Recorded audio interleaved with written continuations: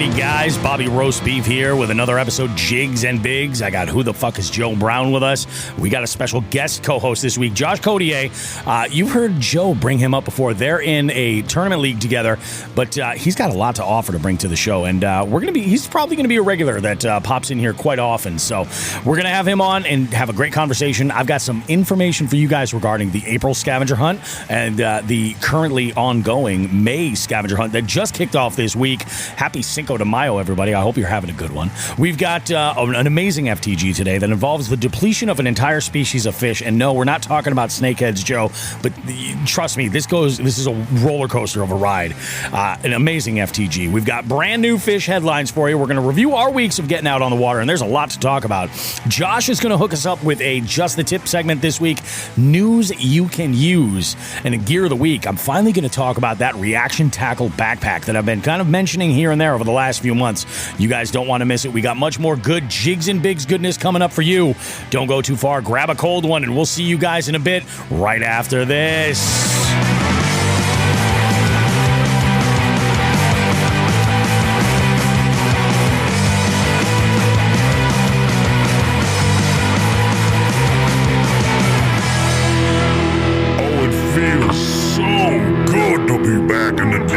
Dungeon. How we doing, everybody? Jigs and Bigs, another brand new week for you guys. May has officially kicked off. It's beautiful out there. The sun is shining. Well, no, the sun's not shining right now. Actually, it feels like April because it's 30 degrees colder than it was just yesterday, and it's dumping rain right here where I am. That's not fun. Gentlemen, how are you guys today? Cold. Yeah. It's freaking chilly, right? Still trying to warm up. I'm a little concerned about tomorrow because I do have plans. Joe mentioned in the pre-production meeting that I do have plans. I'm going out with the Butcher. We're going out on his nice little bass boat on a local water to you, Joe. And he's going to try and help me select some of these species that I'm looking for. Because I had a great first week, but I'll tell you what, kind of getting my ass handed to me right now. But it's intense. We'll talk about all that stuff. But yeah, I'm going out there, and this cold front, I just hope it doesn't turn them off. That's all I'm concerned with. Yeah. You know? Yeah. Come from. Shut off. Let's go. You know, I totally forgot to talk about it. It's Cinco de Mayo. I was at a first communion today with my wife, and I was drinking at an American Legion at 12 o'clock. Today, yeah, about noon. Yep. So we were crushing some lunch beers, did a shot of tequila or two. It was pretty fun, but I decided I would celebrate and enjoy with one of my favorite seasonal beers for this time of year, a mango cart from Golden Road Brewing in California. This is one of my favorite wheat beers. Crack them open if you got them, guys. What are you drinking over there, guys? Go ahead, Joe. I mixed myself up a margarita. A little tahini in the bottom, mixed in there. Okay. I can get down with that. 100%. 100%. How about you, Josh? What are you drinking? You got a vodka mule running. Oh, there you go, man. They don't get the whiskey ones, but they were sold out. But then after that, we got a bottle of wine to kill. I like the way you operate, my friend. We've got a couple of jig heads in here. We got Vidal and we got Tim Behan. By the way, both are anglers that are in the scavenger hunt series for the month of May, which is awesome. Tim just getting on it, and Vidal's. I think Vidal's put in some fish too. It's nuts. We'll talk about scavenger hunt in a little bit. Why don't we go ahead and review our weeks? How's everything been going? Josh, you're our guest host this week. Why don't you kick it off? I also have a feeling you've done a lot of fishy shit this week. I fished the last 2 days, but Monday through Friday was just straight work. Oh. So I started a new project on Tuesday. Yep. So it's been haywire, but good. Other than that, Bruins are on. I love that. We're going to the next round. They look a little soft to go any further. Practiced a few hours yesterday, and then call motors shit the bed. Had 2 batteries pop. They're like literally lead acid gels were just like the gel was coming out of the top yesterday after practice. Bad. Hours. Yep. And then so I replaced those, and then I was late to the tournament today because I spun the splines on a freaking axle on my boat. Holy shit, dude. Bobby, if you saw this guy drive his boat, you wouldn't be like, holy shit. You'd be like, okay, that makes sense.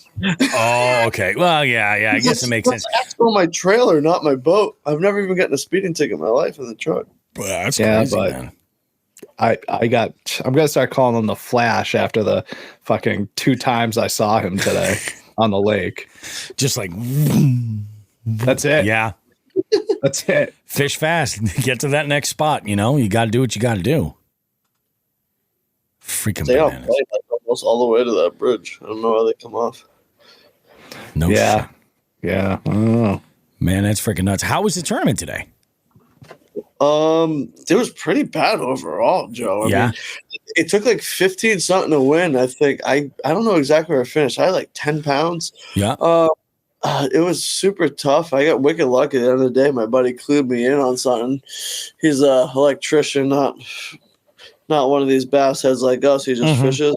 But dude, it was over real rough. I had a lot of betters that I found, and when we transferred into another pond, there was another tournament in there. Oh, yeah. Nice. There was, speaking of tournaments, Paul Roberts, the Jabberhammer from Bass and Brews podcast, posted last night. He had a third place finish in his local tournament, kayak tournament.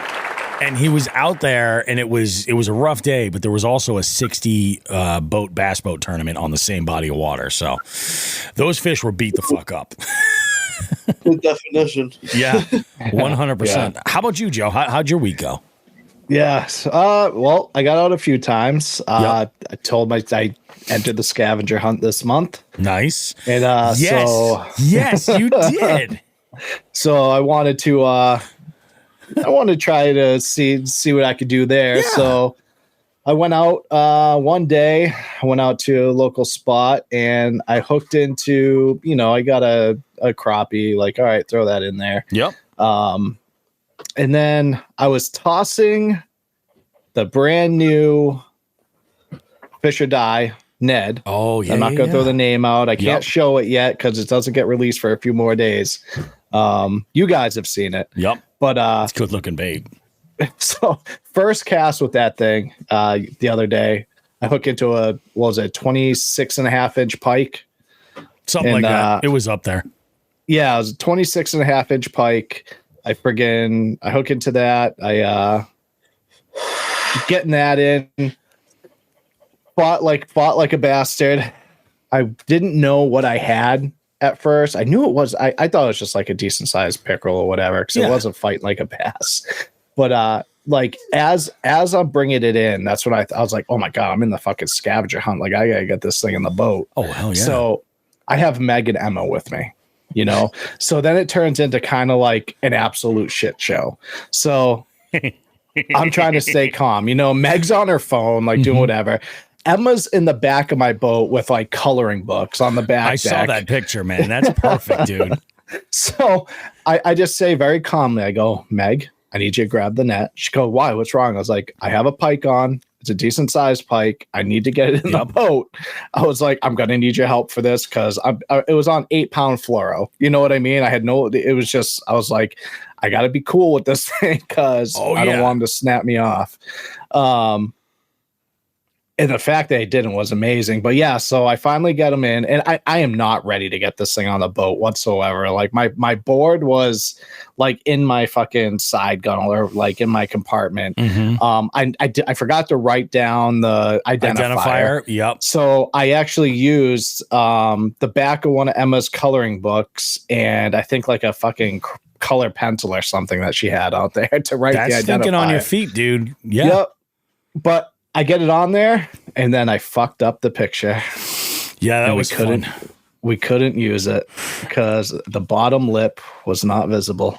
So this is what's interesting. I was, this was Thursday evening. I got a text from Joe, and he was like, dude, I fucked up and I entered a northern in as a chain pickerel. And the amount of times that this kind of stuff happens, like you're on the water, shit happens. I was like, dude, you still got the photo. Just enter it as a northern. Yeah. And then I'll go ahead and just I'll just deny the chain pickerel one, and then I'll review the northern one. It'll be all good to go.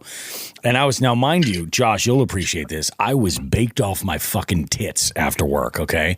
And I'm at home shoving like a slice of carne asada flatbread from my trivia event the night before into my face. And I'm sitting there. I got a dog on either side of me, and I'm looking through, and I'm judging fish because this is the life of Bobby Roast Beef. I judge trivia, and then I go and judge fish now. That's my existence.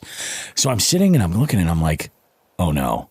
Because we do allow the use of fish grips for anything with teeth. Mainly, I don't want people getting fucking hurt. You know what I'm saying? Or fucking themselves up. So this was something that I had, who is it? Sean and I had gone back and forth on this a lot. I was like, dude, I'm very firm on this. I want to allow that. But it's tricky because on the bump board, if your hand is too much to the left-hand side, you're going to cover that vertical edge and you won't be able to see the contact of the lip. And this has happened a couple of times. So I sent them a picture of mine. I was like, dude, they look wonky as hell, but just angle that, put your hand like over their body so you can see the vertical edge. And he's like, oh, okay, all right. And I'm like, I think I started with, you do have another picture of that, right? and it was a negative.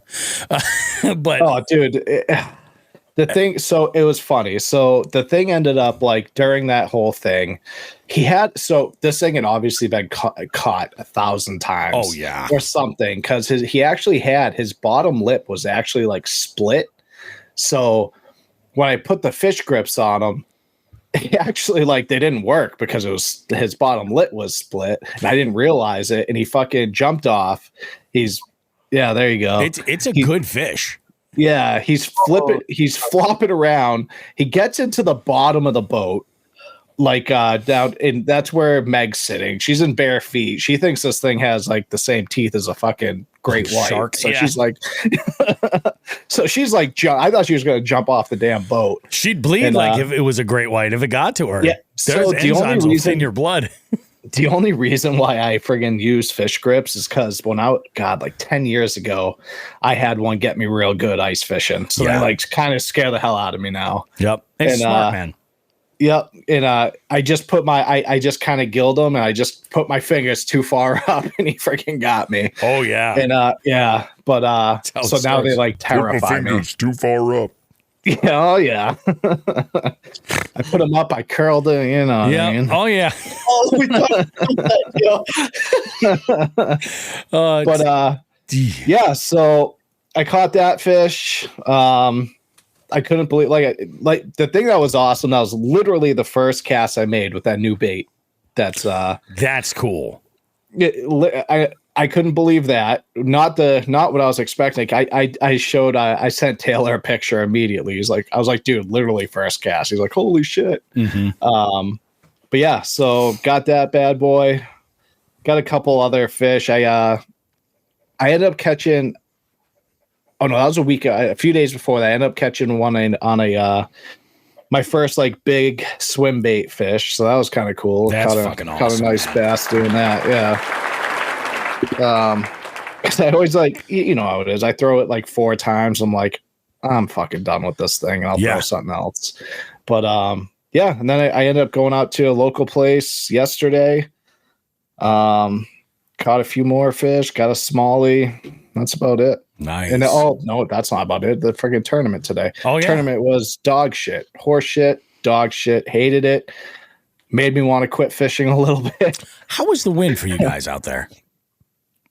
It was weird, huh, Josh? It was like, dude, for like 2 hours, it was fine. Then for like 2 hours, it was super windy. It was weird. It was like it was on blowing and hard, or it wasn't blowing at all. Well, there was the direction too, man. Fucking oh god, yeah, it was swirling. Yeah.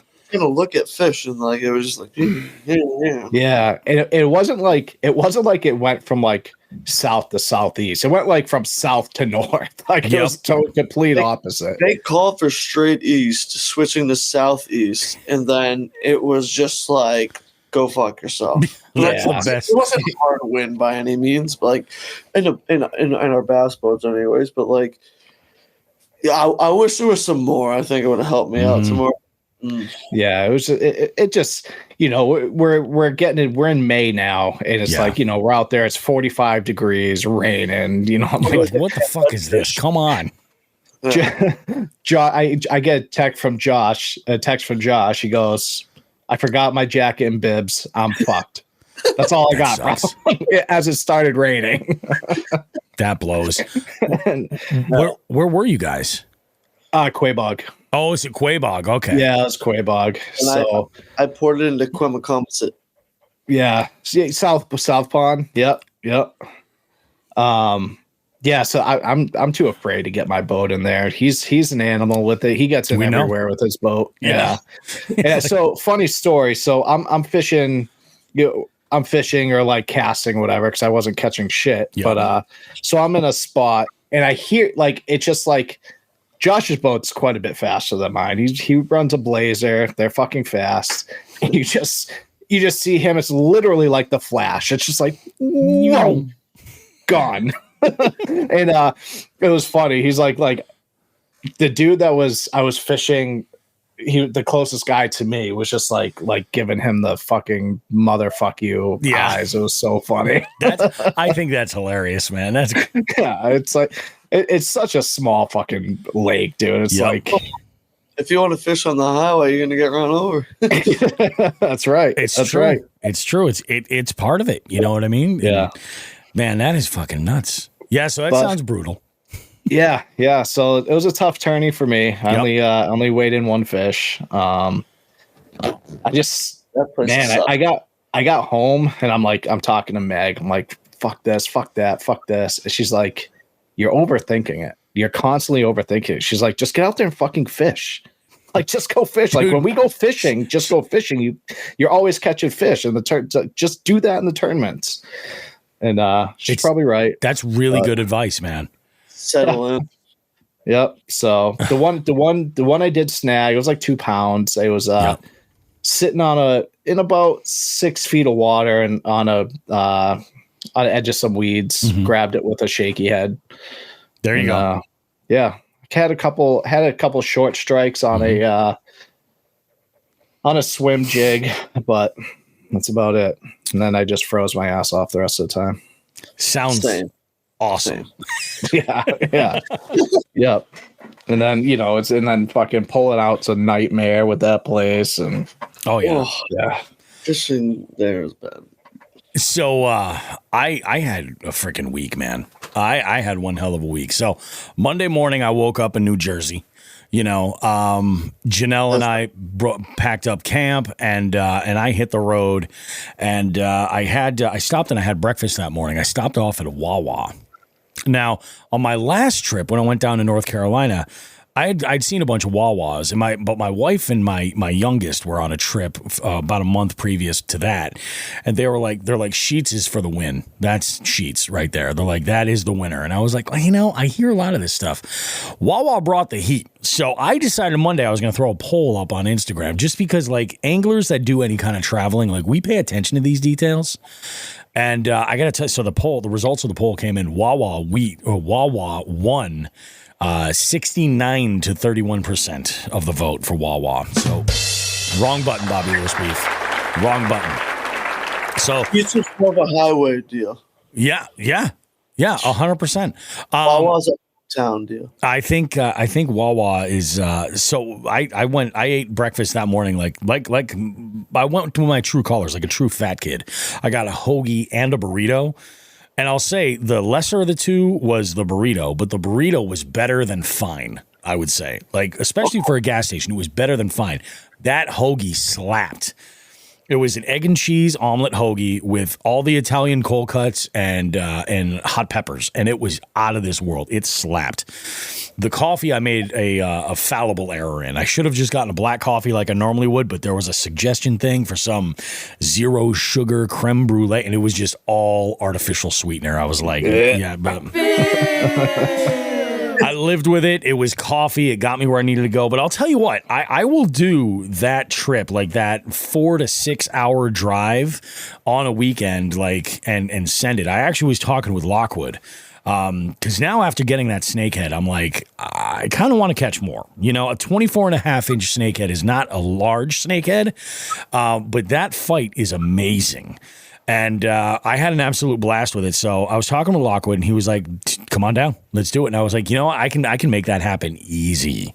Very easy. Because I don't even necessarily have to camp at Lockwood. So that's that much less shit I have to bring down. I was like, I could leave right after trivia, or I could take Friday night off and make it a 3-day send, you know, and I'm only losing 1 day that week. So that could work out. I also got, I was talking with him about BFS stuff, and he's super deep into the BFS world. He was throwing me some suggestions on reels I should look into, and also mods, which is pretty cool. So you guys are going to be hearing from Lockwood too, because he shared a little bit of a story that was just absolutely awesome. And I was like, bro, can I use this for the show? And he's figuring it out if he wants to lead with that or something else. He's like an encyclopedia of stories that went south fast. It's just great. So, and this one is fishing related, so it'd be perfect. So I was like, yeah, we got to do one of those again. Another story time with Lockwood. So, you know, Monday was basically travel. I got back into town, unloaded the boat, got everything all together, and I was, you know, I was stoked. I had gone out Tuesday. I didn't go out. It was pretty much all in the office, getting caught up. Wednesday was the first of the month. It's the first. Cue the Bone Thugs in Harmony, please. I hit the water with Chrissy Fishing up the Shears at one of the spots that I love to utilize simply because of the vast amount and diversity of species. With April coming to a close, I had a 7-point finish. I'll take it. That was fine. I will, just so everybody's aware, I answered a couple of questions regarding final results, and I'm going over that. I'm going to announce all the final results after I do the payouts. I want to make sure everybody's gotten paid and everything. So that's happening this week. That's on my docket.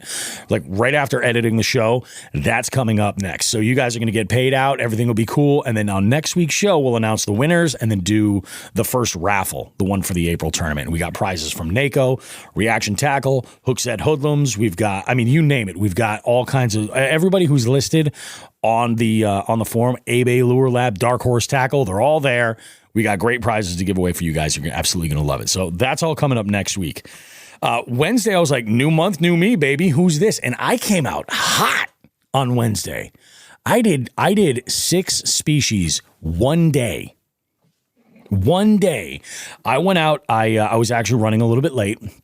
And as it would happen to work out, my youngest rather, she had to stay late after school and finish a test that she had missed the day before because she had a doctor's appointment. So I'm like, okay, we'll go ahead and we'll do that. You know, you'll stay late. I'll have plenty of time to fish.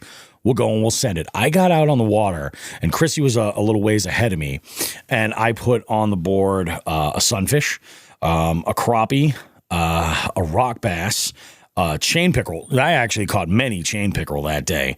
What else did I catch? A yellow perch, and there was something else. There was something else that I had done. Let me double check and see.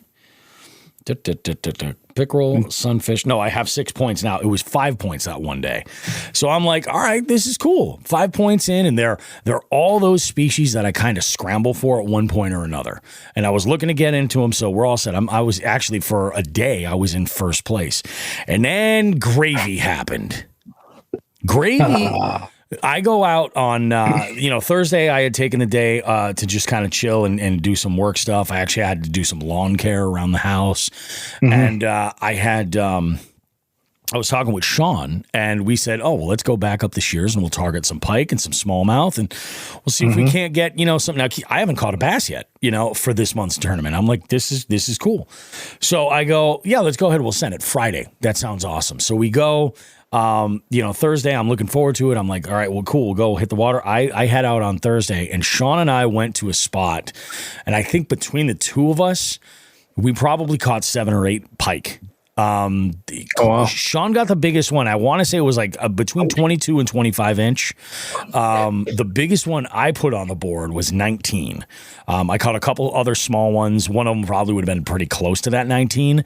But there's another point. So 6 points. I'm looking good. Now, as I submit this fish, and this is why I bring up Gravy, I see that Gravy has 6 points. Gravy did 6 in a day. He is killing it, man. I can't believe it. He is absolutely killing it. What's that? Was that his only day out? That was his first day out. He did 6. He tied me for 6. I was like, that is crazy, man. Yeah, he's just killing them. And at that point, I think he was the same situation too. Like no bass.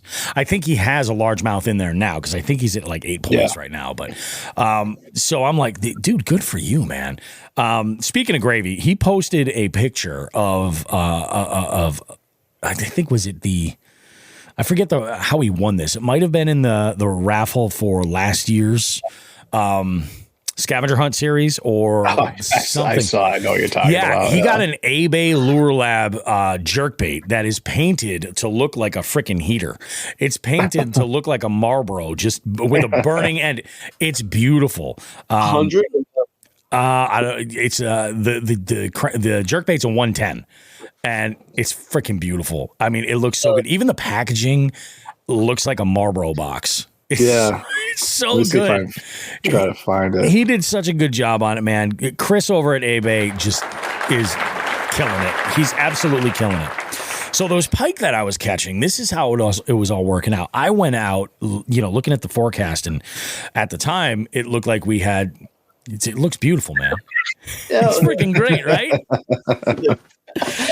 I had gone out and I was throwing a bladed jig, and we're throwing this over the tops of the grass, just trying to get bit. Had a couple of bumps here and there, and it just seemed like we were getting more and more sun than I had expected. So I'm like, all right, cool. Sean was catching them on a jerkbait initially, and I was like, I got a jerkbait in that pattern tied on right now. I'm going to go ahead and give it a go. I give it a few casts. I'm like, this is not doing exactly what I think. I think I'm going to make a call. And I decided I would cut that off, and I'd put on one of those. And for fishing grass, this works out really nice. Picasso makes these tungsten jig heads, and they have these titanium weed guards, and they're beautiful. So I put on a 4-inch finesse, 4-inch swim bait. Got out the markers and started coloring the pattern just the way that I wanted it. And I got slammed on 3 pike with that one bait. It was great. I was stoked. So another point on the board. I'm feeling really good. And we're like, let's try and find some bass. I did get a smallie to follow my swim bait to the boat and then turned off. There was a number of bass boats on the water that day. And we noticed as the day had gone and crept into the afternoon, all of these guys were in one section, and I think there's a bunch of bass on beds down there. So we're like, it's super crowded. I'm like, all right, let's go and fish these rocks on our way down there. We were both working with a limited amount of time. So I'm like, let's just go and fish this setup of rocks, see what we can run into. At this point, I had switched actually to BFS to downsize and throw a similar presentation.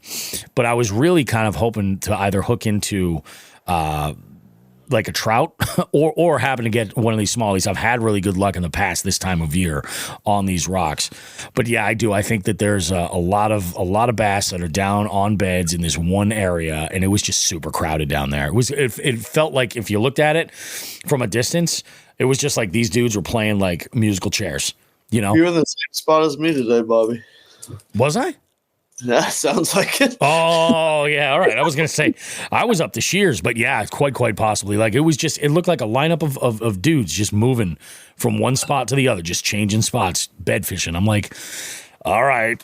So I'm like, what are the odds I'm going to be able to get down there, find a spot, hook up, and then get back in order to go? I'm like, I'm sending it out here again later this week. So then I'm having a conversation with the butcher, the one and only Ryan Bogley.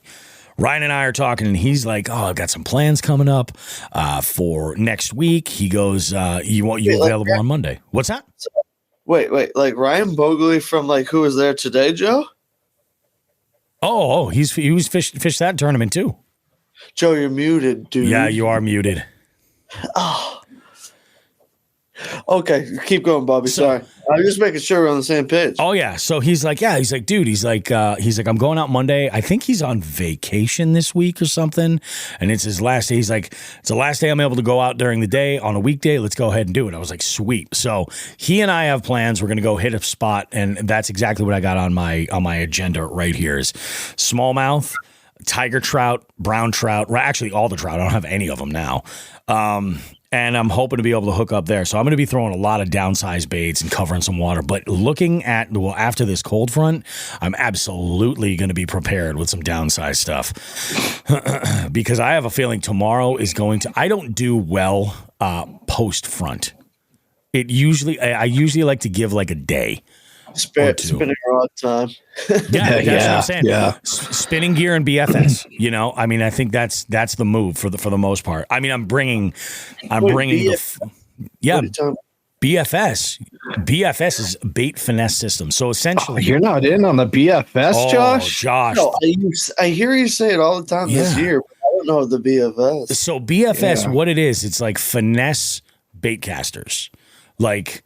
I have a bunch of those. Oh yeah, so I've got what I'm using is this super. It's got a super light spool, and I throw a super light line, and I'm using a 6'5" light rod, and it is dynamite. And I've caught some bigs on it. Like I've caught a 25-inch chain pickerel on it. I caught a 24-inch brown trout, and I've lost a big largemouth on it. Are you fishing 110 stick? What's that? A 110 stick from Mega Bass? No. I'm throwing mainly on this. I'm throwing like a lot of like micro jigs from Kitech or like mule fishing, like Bronco blades, like really downsized spinners, and then some JDM stuff too, like from Jackal, like the small tiny Derabrake bladed jigs. Those like freaking unbelievable. Have you ever fished a Chronarch MG, like the original Shimano's from Japan in like 2003, 2004? I haven't. And not that old, but I'll give you one. You can try it out. Yeah? Oh, dude, it's the ultimate shallow spool reel ever. Really? And that's all I throw a jerkbait on and all I throw my micro stuff on. I fish them on a 110 stick, 6'5", just like you're saying. That's why I thought that's what you're throwing. No shit. Oh, the 110, the Mega Bass rod. The Mega Bass 110 rod. Yeah. So now that we're speaking of BFS, I actually forgot to mention it. I made a couple purchases this week. Oh, did you now? So we talked about how my BFS reel fucking fell apart at Hartwell, and I finally got it back. I don't know if I told you this story. So speak of the devil. So these assholes over at Shimano, I realized it'd been like 2 months. I'm like, where the fuck is my reel? So I call them. And they're like, oh, yeah. We, because I had to pay $40 in parts. They're like, oh, yeah, we went to run your card and it didn't work. I'm like, oh, it turns out they'd waited so long that it was when my card expired and I got a new one. Really? So I'm like, you guys didn't think to fucking call me? Like and let me know. Yeah, it was like a month. Like that, they're just like, oh fuck it, he'll call. And they've got the expiration date. They know why it's not going through. Seriously, and they didn't even call me. So anyway, dicks. So I finally get it back, and I'm like, all right. I was like, I'm gonna get an actual like BFS rod. So I've got a BFS rod, and it's not something I use a ton. So I got the Janko double down 7-foot medium. Yeah, I got that. And then I was like, well, while I'm in here buying rods, I bought another one because Bob, you remember Scott from the shop that used to work with us. Yep. So he's, stationed over in Japan. Oh, he got his hands on a JDM Shimano Bantam MGL for me.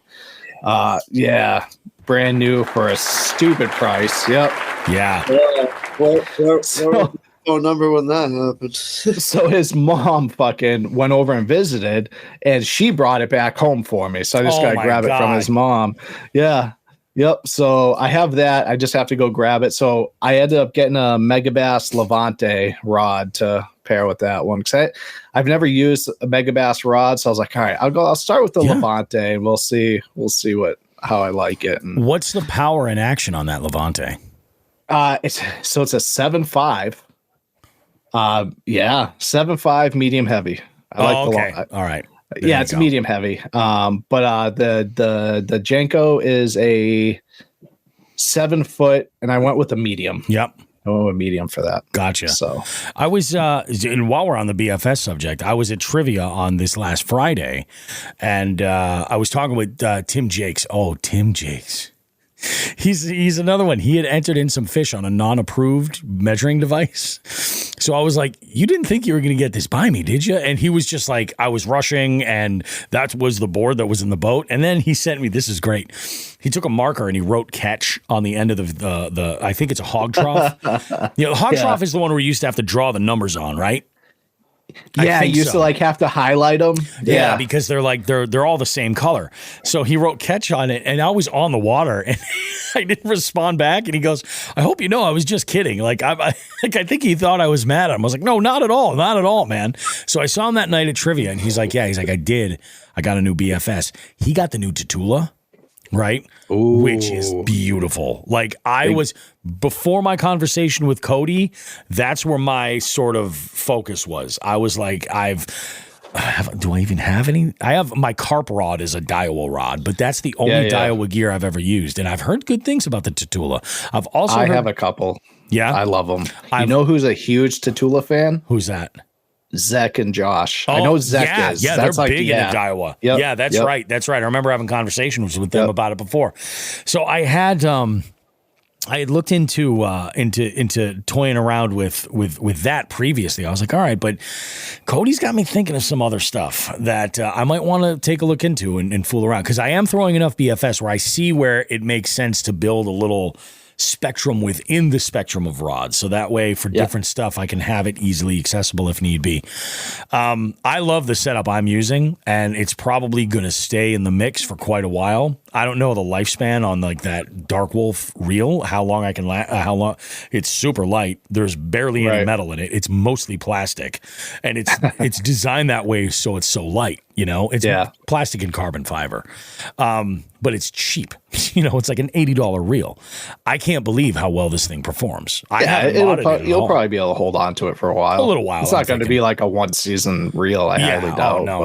And I mean, I really do. Like my reels, I take pretty decent care of. Like I still have, from when I started throwing bait casters, like I've got old Black Maxes that are lying around as backups if I ever needed them for something. I could use a 6-speed here. Cool. Let me spool this with whatever. Right. So, Friday we're talking, and he's got that, and he picked up the, I think it's a Corrado BFS rod, and it's a 610. And it's funny because BFS is like, I'm going as the more like purist ultralight. So the stuff I'm choosing is a little bit different. But there are dudes that want to use BFS so that they can like Tim was like, so he fishes a lot of docks. It's where he shines. And he's like, I want to be able to throw like an 1/8 ounce on a bait caster, like, and flip Senkos under docks or something. And you can definitely do that. That's like, like with mine, I used it primarily last year. I used it primarily with like Wacky and Nico rigs. Breaking news. As we're having this conversation, Tim Jakes texts me. He goes, had a monster fat rock bass, brain farted though. Thought it had to be 10 inches, so I tossed it. Fucking rain had me all messed up. Oh. Well, they have to be what, 8? Everything is 8 inches except sunfish. Sunfish are 6. That's the minimum. Oh, fuck. Yeah. Sunfish are 6. I threw a couple away of them too. Oh yeah, man. We have a couple that are entered that are like, I think the smallest I've seen is 6 1/4. Yeah. But yeah, 6 and up for sunfish. Everything else is 8. Doable. Jeremiah and I are gonna hit it hard this week and this Hell weekend. Yeah. I'm stoked. He's at his dad's this weekend, so he comes back home tomorrow. So him and I are gonna. So Josh, I put my one of my twins in the scavenger hunt with me. So him and I are gonna. You're on the brown trout up the Quabog, boy. What's that? You're on the brown trout up the Quabog. Hell yeah, baby. Yeah. So that's all right for everyone here who knows Quabog. It shook me off at the right at the boat. Yep. I was gonna boat flip it, but it was like a 4-pound friggin' brown trout. Yeah, in the fucking river. They're dumping water on there like crazy or something. Yeah. On a spinner bait. It's like chocolate milk in there. Oh, hell Yeah, it's gross. Yeah. The butcher chimes in. He goes, saw Josh flying down the river today at Mock Jesus. See?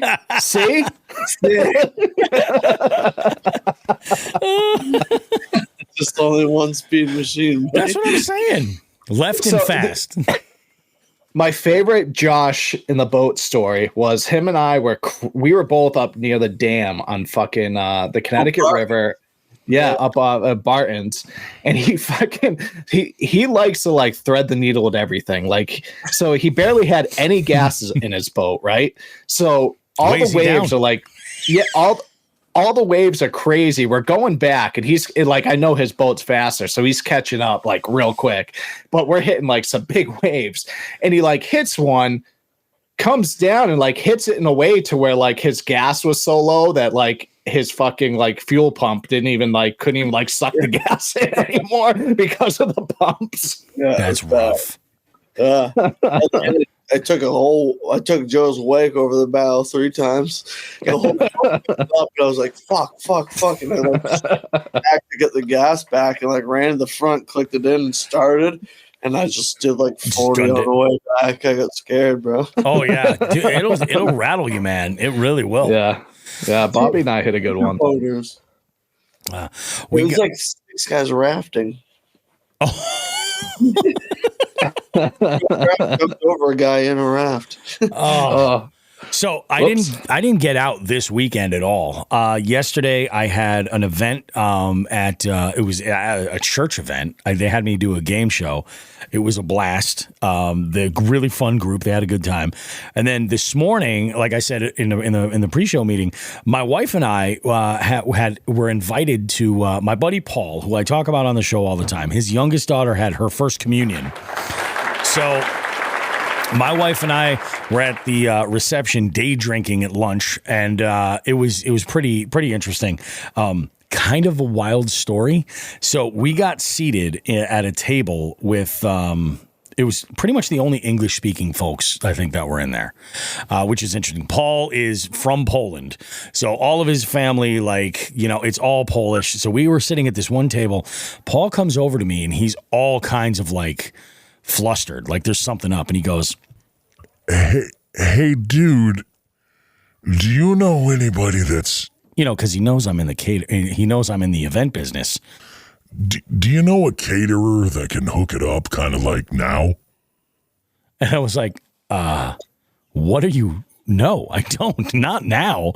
Not this weekend. There's graduation parties happening, the communions, like all kinds of shit, let alone weddings. I'm like, I couldn't call a caterer friend and have them go like, hey, can you deliver like 30 tons of fucking baked ziti like now? Like, no, I'm like, there's nothing I can do. And he was like, yeah, our caterer just texted me and was like, oh, that party's today? And I've never seen him so mad in my life. Oh my God. I've seen him go through some shit, and I was like, holy fuck. So that should be an FTG, is that caterer, because that's bullshit. I felt terrible for him, but I was like, dude, I think the best thing you're going to be able to do is just order a bunch of pizzas. I go, honestly, and I know that's not what you want to hear, but I really think that's your best move. So we ended up being an awesome party anyway. Once all that went down, Paul's wife was just like freaking out. She's like, this is so embarrassing. I can't believe this. I was like, today's Cinco de Mayo. I go and I grab a tray that was to be used by some of the staff there. And I grab a tray and I was like, I need as many tequila shots as you can fit on this and stat. And I just started pumping tequila into every single guest. I'm like, happy Cinco de Mayo. It's the holiest of days. It's Cinco de Mayo. Yeah. Let's drink tequila. And everybody got a nice buzz on. The party was great. It ended up being fantastic. The kids had a great time. Laughs, everything was great. So it all worked out. And here we are. And like I said, tomorrow I'm going out with the butcher. We're going to put a hurting on him. I hope, you know. Don't love this front, but I'm going to throw everything I've got at them and see what we can do. Should be interesting. Get shallow. Oh, yeah. They're up there. Yeah. They're there. You wouldn't think so, but they are. Oh, yeah. And I wish I knew that. Toy like a toy. Yep. Everything that I've been catching this really like the last 3 weeks has been stupid shallow. Even up in the mountains, you know, where that water's a little bit colder, even up there, like stupid shallow. It's just, it's crazy. Let's see what we got. We got, there's a couple of things I do want to mention. So some of our listeners might not be listening to us currently on the traditional podcast platforms that are out there. And this kind of ties into my week as well. So your boy boss, Bobby Roast Beef had probably about a month or two ago had noticed that there was a feature on YouTube where I could add the podcast automatically through RSS the way it should be. And it would take the artwork of the show and make a still frame video, right? And it would play the entire show, audio and everything. So I added over 200 videos to the library on the Jigs and Bigs channel, the YouTube channel. We've had that forever. There's all kinds of stuff that'll pop up every once in a while. And primarily we're using that channel for the jig heads so they can have access to the unlisted live streams right here. So when Pat Martin comes in and says, "Good morning, fellas," that's where he's watching from. Tim Behan chimes in and he's watching on YouTube. So all of these dudes are having a conversation with us and chiming in and being a part of the show. To the average viewer, they can't see all that stuff, but the full episodes are showing up upon the release, which is awesome. But because of that, our numbers have increased on daily listens multiplied by 5.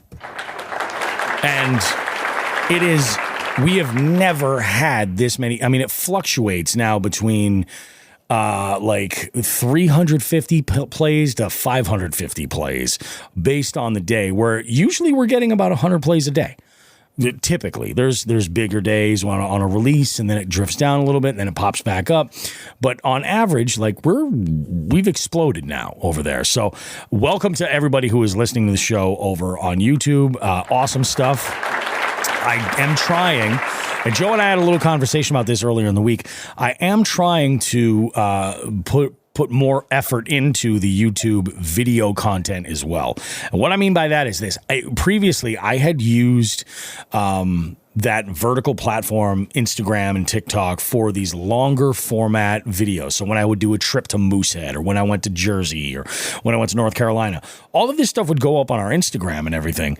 And I'm making I am really trying here to make a concerted effort to turn my camera this way so that I can record it and it's focused on the YouTube channel. And I also, while I was out with Sean on Friday fishing for pike, I got out there with the GoPro. And I have a love-hate relationship with my GoPro. So I did something that I haven't used in a while. I set up the hat cam, you know, so that it was right there and I could access it instead of having it behind me and having to like take the pole down and like change settings or use the watch that doesn't work, all that kind of stuff. I think we're getting there. Now, I did catch that pike that I entered. I did catch that on camera, and I considered posting it, but the audio is hot garbage, and the reason is I had a colleague of mine call me and ask me about an event coming up. So I was on the phone conducting business, and I hook into this fish, and I'm like, "Hey, Brian, I gotta go. I got a big old toothy son of a bitch to deal with here." He goes, "I didn't realize you were on the boat." And I was like, "Oh, really? You couldn't hear the water and everything else?" He's like, "No, not at all." I was like, "Okay, all right, this is good." So I am going to do the best I can over there. And I mentioned this to Joe because Joe has his own YouTube channel. But when Joe produces a video, you guys are going to see, I want to post teasers on the Jigs and Bigs to send you guys over to Joe's channel.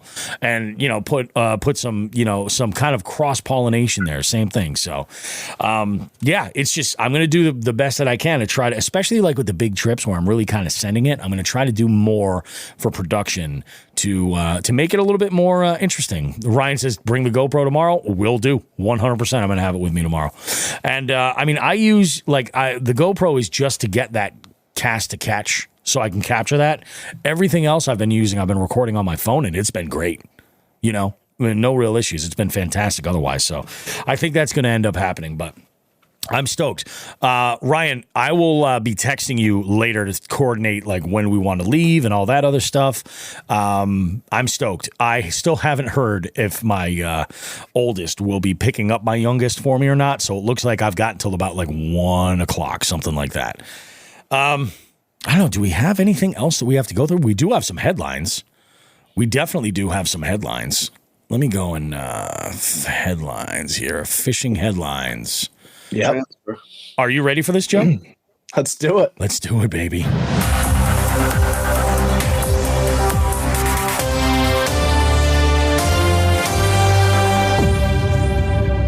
All right. So we all know Dobbins rods, right?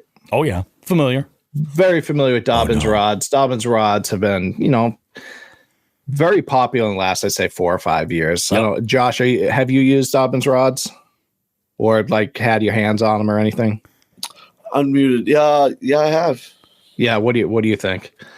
They're pretty prevalent in the swim bait game, like the swim bait the guys with the big baits. And they're actually a pretty big following in like tournament bass fishing. And Yep. I think they're pretty good on the overall company. I think they cover all the bases. So here's what's new with Dobbins rods. They have officially fallen victim to capitalism. No. And they were recently bought by GSM Outdoors.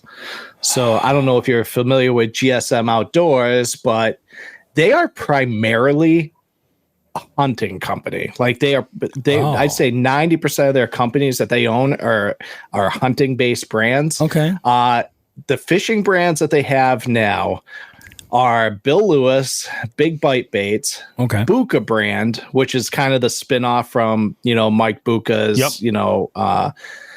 it's more of the mass produced plastic shit. Buckeye Lures, Frog Factory, Phoenix Rods, which is the only other rod company they have.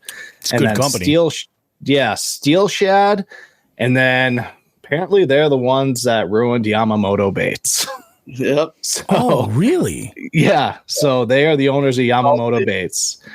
So good on Gary Dobbins. I'm sure he has a fucking pocket full of greenbacks right now. Yeah. So that's just kind of, this is America. Capitalism's kind of the way it goes, and good on him for earning that money. But let's hope GSM Outdoors doesn't ruin Dobbins rods, because they a big thing to them is like all their rods essentially have a lifetime warranty. So I'd like to see if that kind of sticks. Yeah, I know. Yeah, it's just, I'm really curious to see how it goes from here. So to be continued on that one, I guess. And that is interesting, because just last week we were talking about Dobbins rods, that Champion XP flipping stick that exactly. Parker was looking at buying, and it was, man. Yeah. Who knows how it can go, though? I mean, this could be a good thing. If they keep Gary on, like, as a developer, that could be a very good thing. Yeah. It's just, I think there could have been better, large companies that could have bought them, because it seems like GSM is so new in the fishing world, and the fishing brands that they do have are kind of like, eh. You really think they ruined Yamamoto? I don't know if they ruined them. It was just, I don't think they had to do the rebrand. You know what I mean? That's the thing. I think that's really, I feel like the only thing that they did, other than they introduced a couple of new plastics, but yeah. So we'll go and see. I thought the rebrand was, I think they should have kept it where it was at, but Gary almost died 2 years ago. Really? Gary I did not know that. Yeah, Google it. There's like a tree that almost fell on him while he was fishing. It's on video. Oh, no shit. Yeah. Oh, wow. The whole tree fell off the bank right in front of him, like 20 feet away. I think or it might have been 2. Maybe it was 3 or 4. But yeah, it was from his boat and videotape. This whole tree fell right in front of him. Oh, shit. I'm going to have to look that up now. I did see a funny one. I think it was in Japan. Like Biwa? Like Biwa? I don't know where it was, but this dude was like fishing some timber and then got attacked by a bunch of wasps. And he had to jump in the water. Sucks. Oh, yeah. What does that have to do with Japan? Oh, this is Pat Martin chimes in. He goes, "Didn't they cut a bunch of colors? I could see them doing that." Yeah, they probably did. Yamamoto had so many colors, but I mean, rest in peace, 917. Yeah, there you go. Yep. So we'll see what happens with Dobbins rods. But the next story here, this is kind of like headline / FTG, and you guys are gonna know why real quick. Yep. So The headline on this comes from Outdoor Life. Florida HOA president arrested for allegedly pulling a gun on kids fishing in his neighborhood and then throwing away their tackle. So a Florida man was arrested and charged with 2 felonies last month for allegedly pulling a gun on some kids who were fishing in his neighborhood. The accused is also the president of the neighborhood's homeowners association.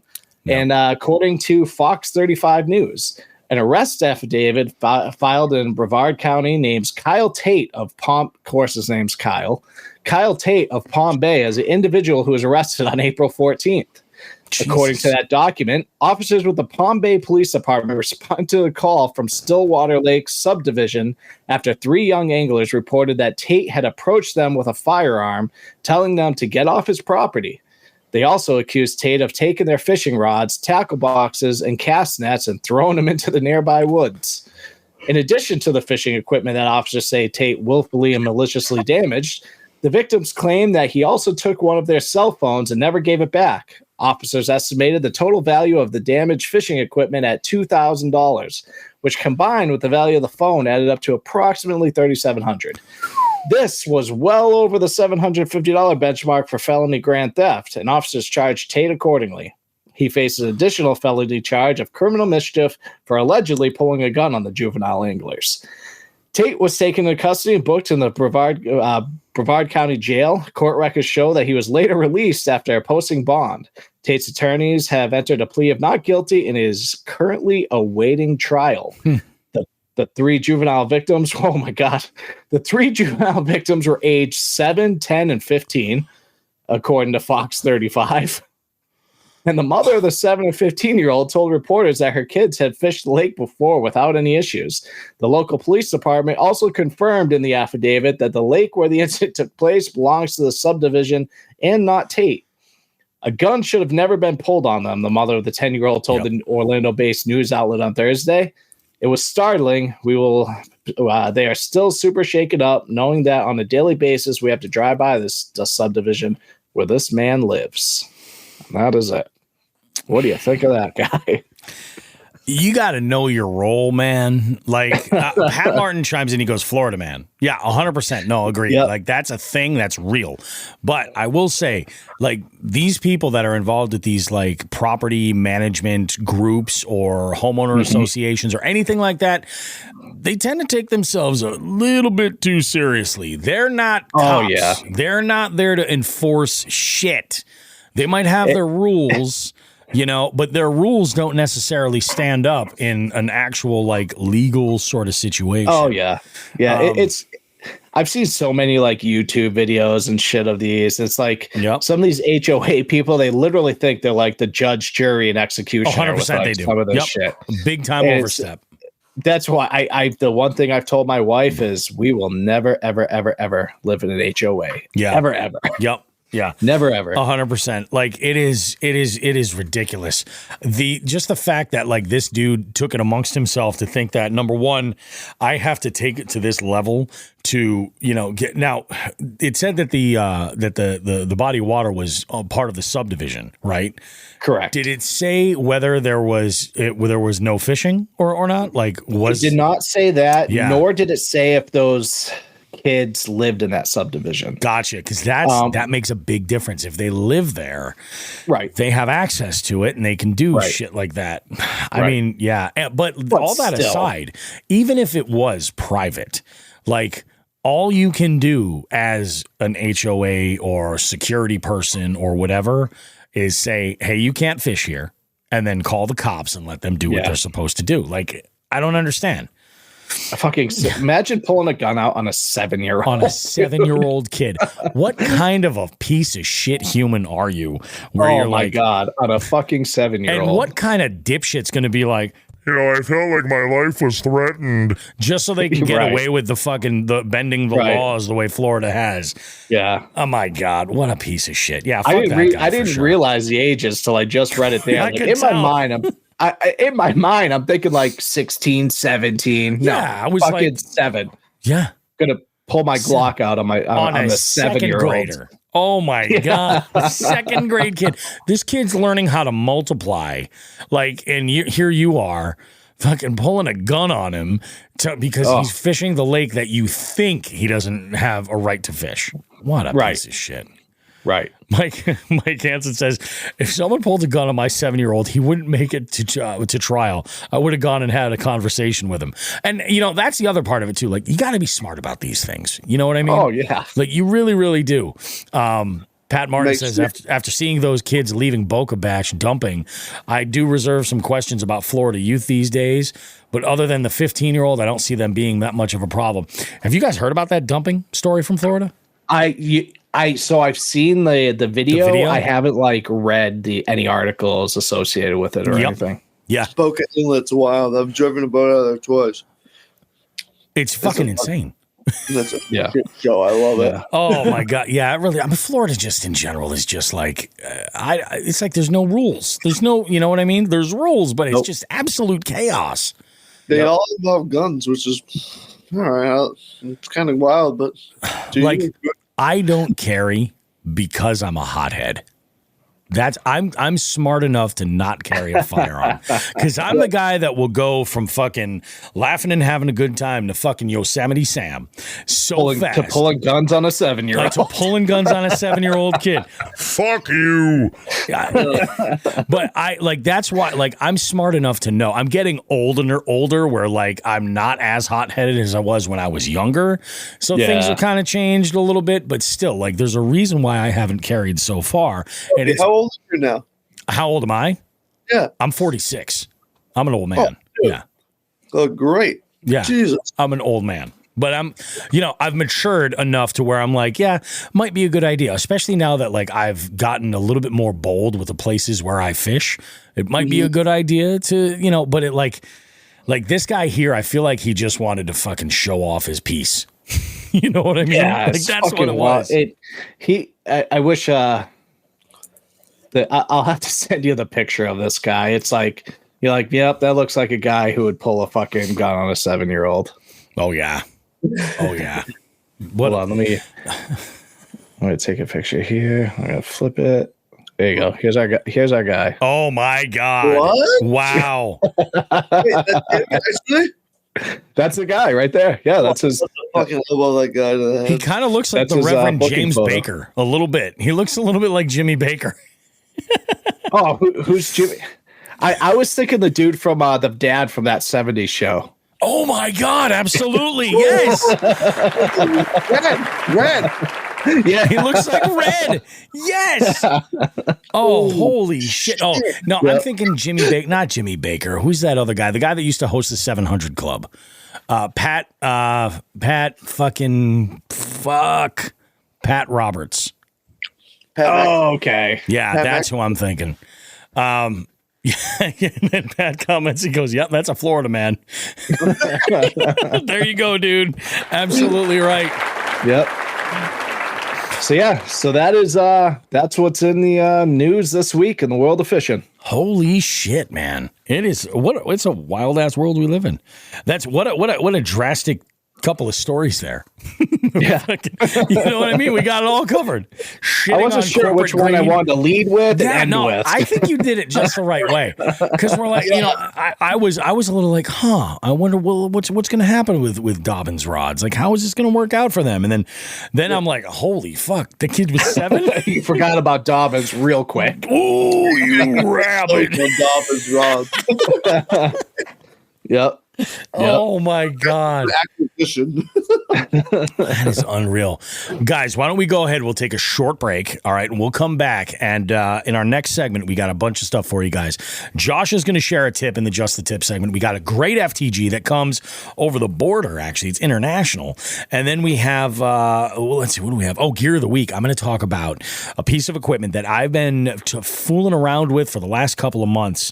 And I think I've got it pretty dialed. And I'm pretty stoked about it. And it's going to get into plans with what I have in mind for my kayak as well. Don't go too far, guys. We got much more Jigs and Bigs. Go refresh your beverage. We'll see you back in about 2 minutes.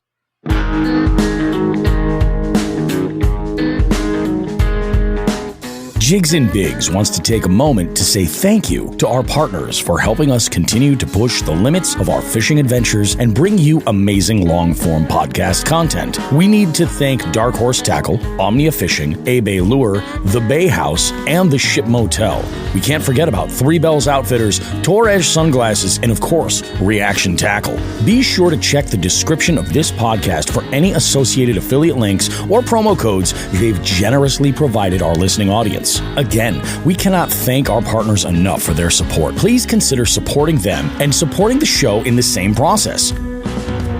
Thanks.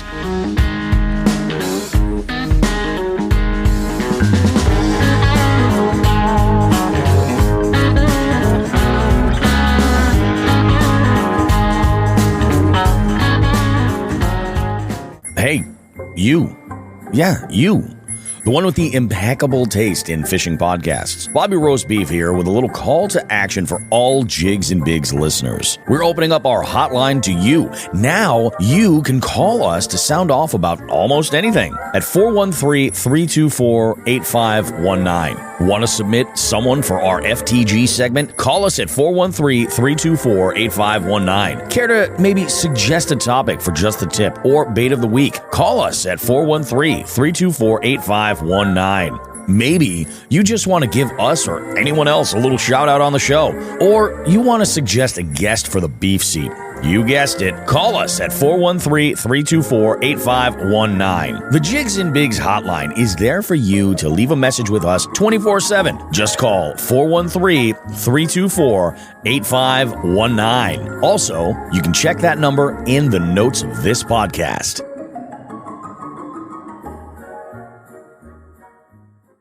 And perhaps play a little game called Just the Tip. Just for a second, just to see how it feels. Or, ouch, ouch, you're on my hair. Okay.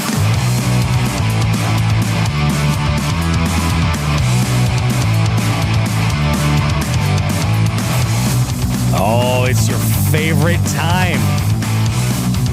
It's your favorite time. It's where we get a little educational here on Jigs and Bigs. Now, Just the Tip is a segment where we share information that you can use to better yourself, and it could come from any kind of direction. And the trend has been that every single time we've got a guest host on, we kind of open this up to get their perspective on a tip. So, Josh, go for it. Share a little tip with our listeners, and we're going to all talk about it and kind of dive in. Perfect. This one's great because it's real-time information. Is exactly what me and Joe dealt with today. And I ran into a different pond, chased bedding fish, didn't work out, chased a bite I had yesterday. But it doesn't matter. We had a cold front. You have to fish the moment. You have to fish today. And, we both got beat by guys who just went out there and did their game. And just you got to fish the moment. You know, Yeah. You just do your own thing, fish the conditions. And I spent so much time doing what the conditions didn't tell me to do that it makes sense that I did bad. So, yeah, the guys winding reaction baits in the cloudy and the rain and the wind did good. Shocker. Yep. Yeah. No, you're absolutely right. Like, there's a YouTube channel called Fish the Moment for that reason. Like, you know, it's kind of like poker. You can only play the cards that you're dealt. You know, and it's so tough. I love when, like, I hear about, like, anglers that'll go out for a tournament and they're like, okay, I'm going out to pre-fish this one spot. And sometimes it makes sense. They've never been on a body of water. They have no idea what the structure is like. But let's be honest. You can figure some of that stuff out by mapping, you know, and getting a rough idea. But when you're going out and you're catching fish, if that weather changes on you, you can be fucked. And you got to be adaptable, you know? I think And then it can help you in a minute, too. Yeah. Oh, hell yeah, dude, it can. No, I think that's good. You're muted, Joe. Oh, what's Oh, worse there we go. for all of us is how fucking much the weather's been changing over the last couple weeks. Oh, yeah. We've had literally 3 different seasons in the last week. Yep. It's been nuts. It's So true. it's like, yeah, cool. Pre-fish did pretty good, but you know, a few days ago or a week ago, or whatever, and just like Josh had said, I like go in there thinking like, all right, gonna let this rip. Yep. No, that did absolutely nothing for me. The Nope.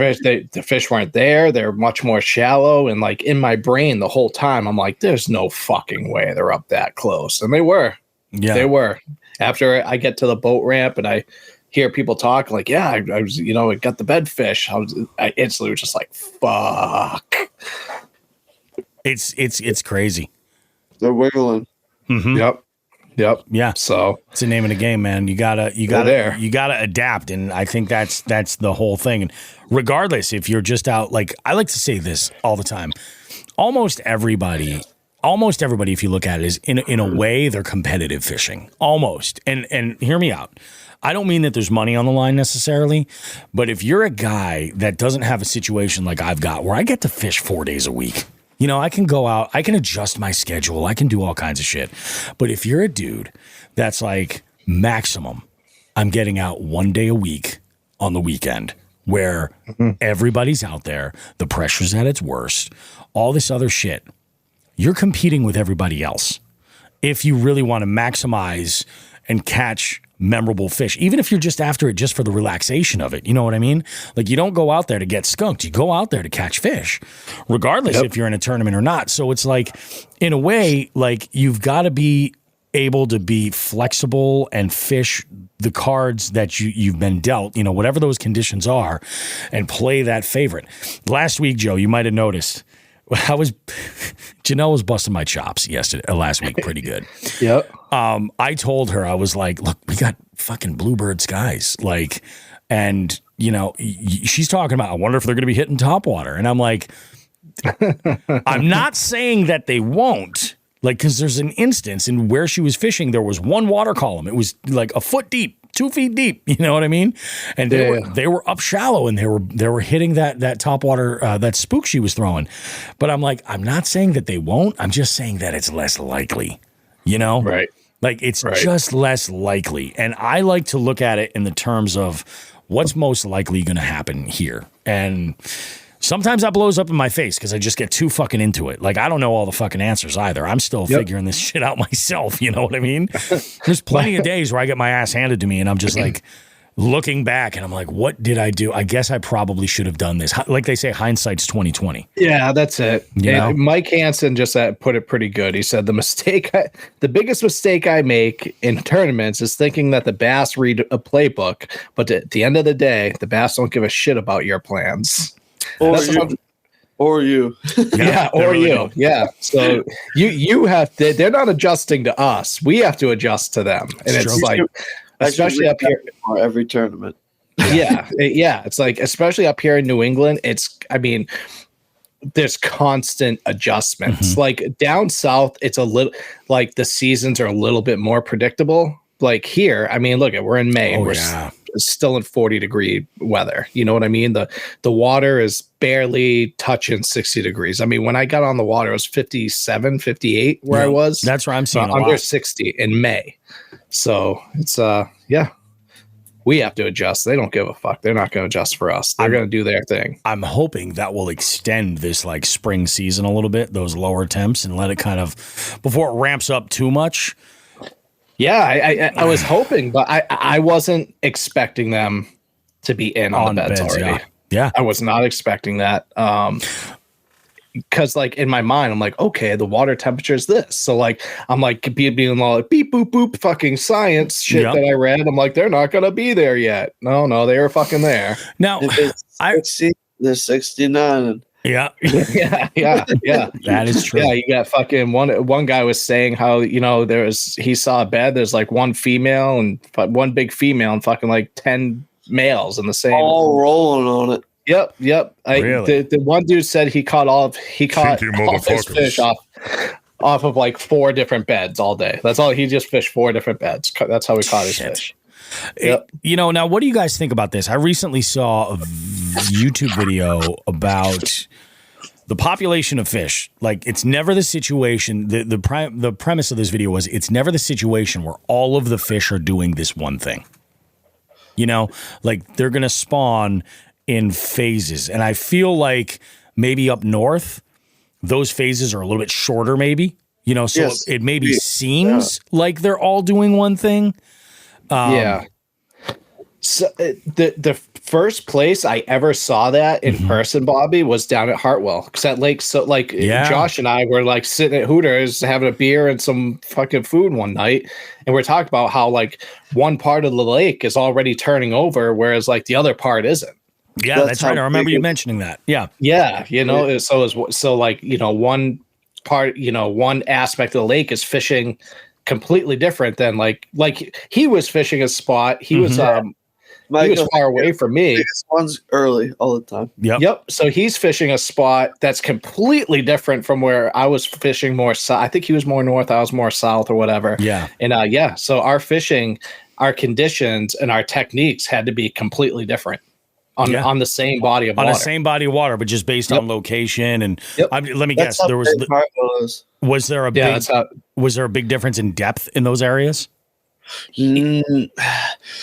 The thing is, like, there's a Tougaloo River, then the Seneca River, and then like. Oh, okay. This place is wild, Bobby. It's fucking complex fishery, and it's even the guys on the Elite Series will tell you it's the most intimidating fishery on the planet. It's fucking. I mean, I burned 50 gallons of gas a day.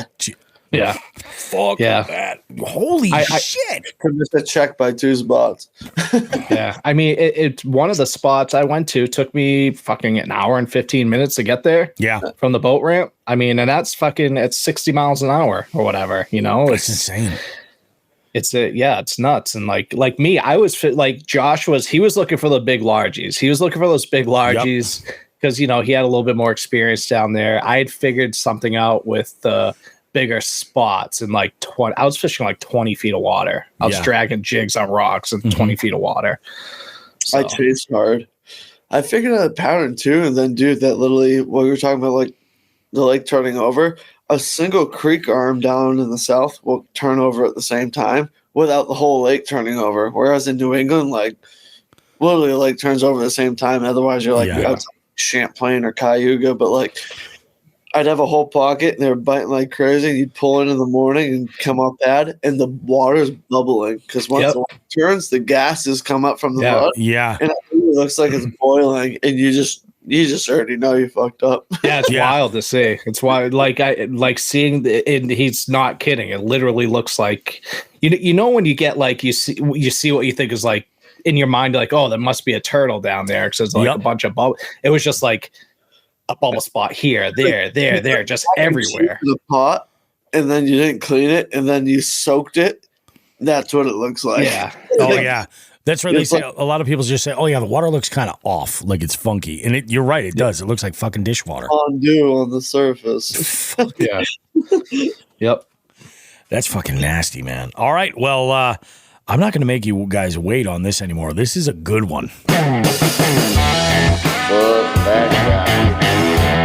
Fuck that guy.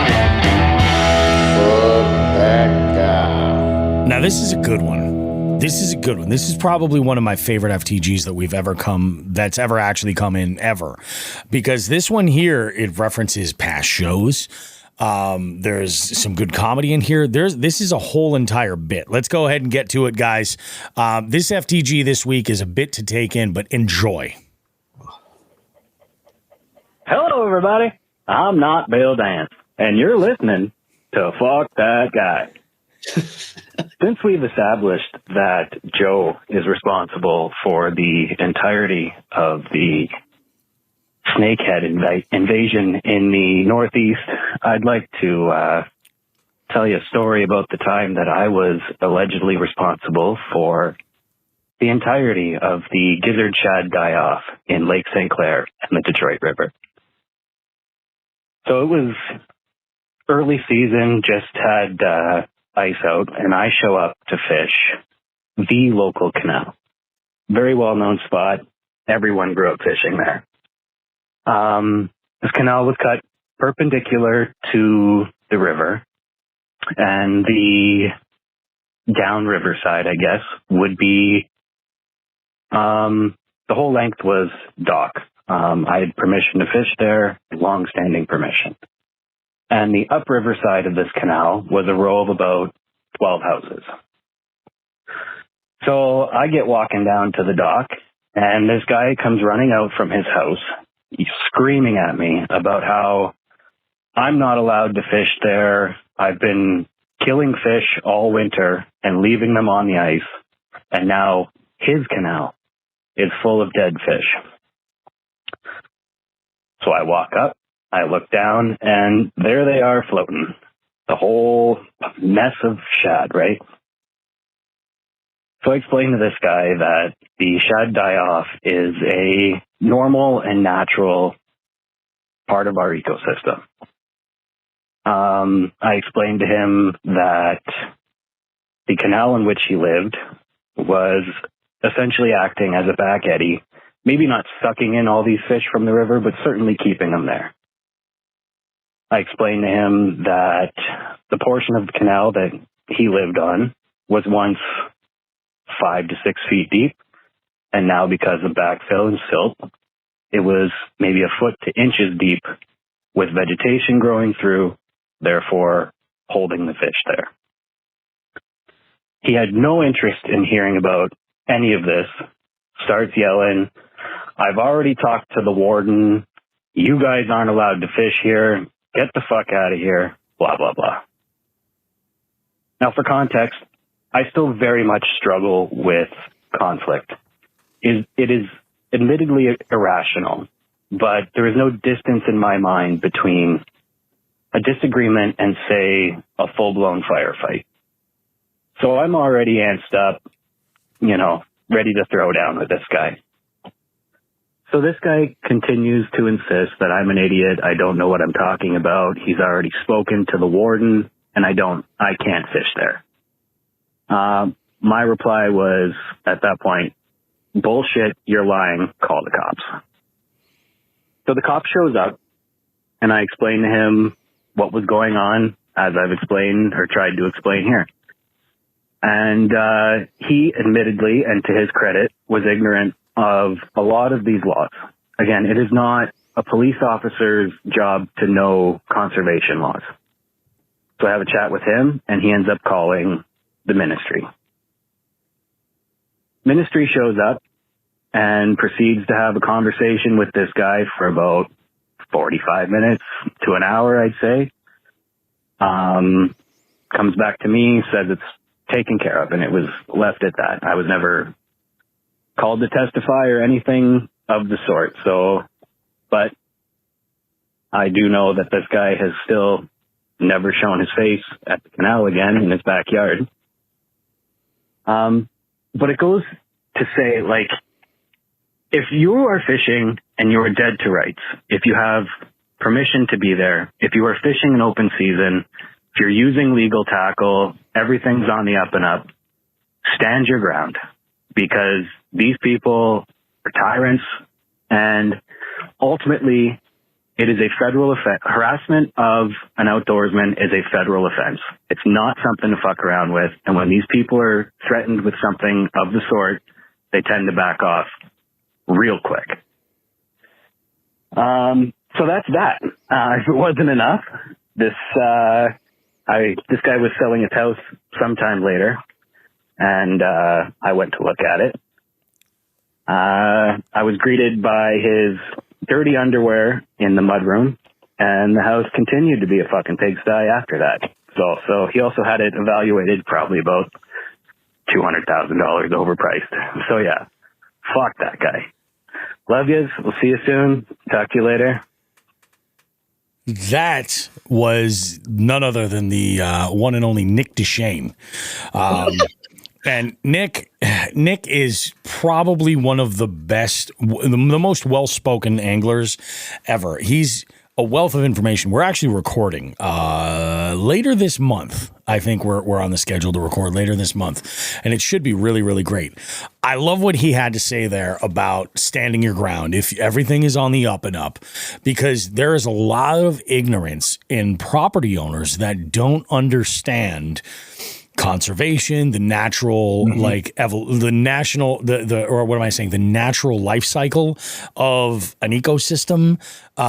They take a lot of things and they give these creatures that live in that ecosystem a lot of human qualities sometimes, which is the wrong spin to throw on it.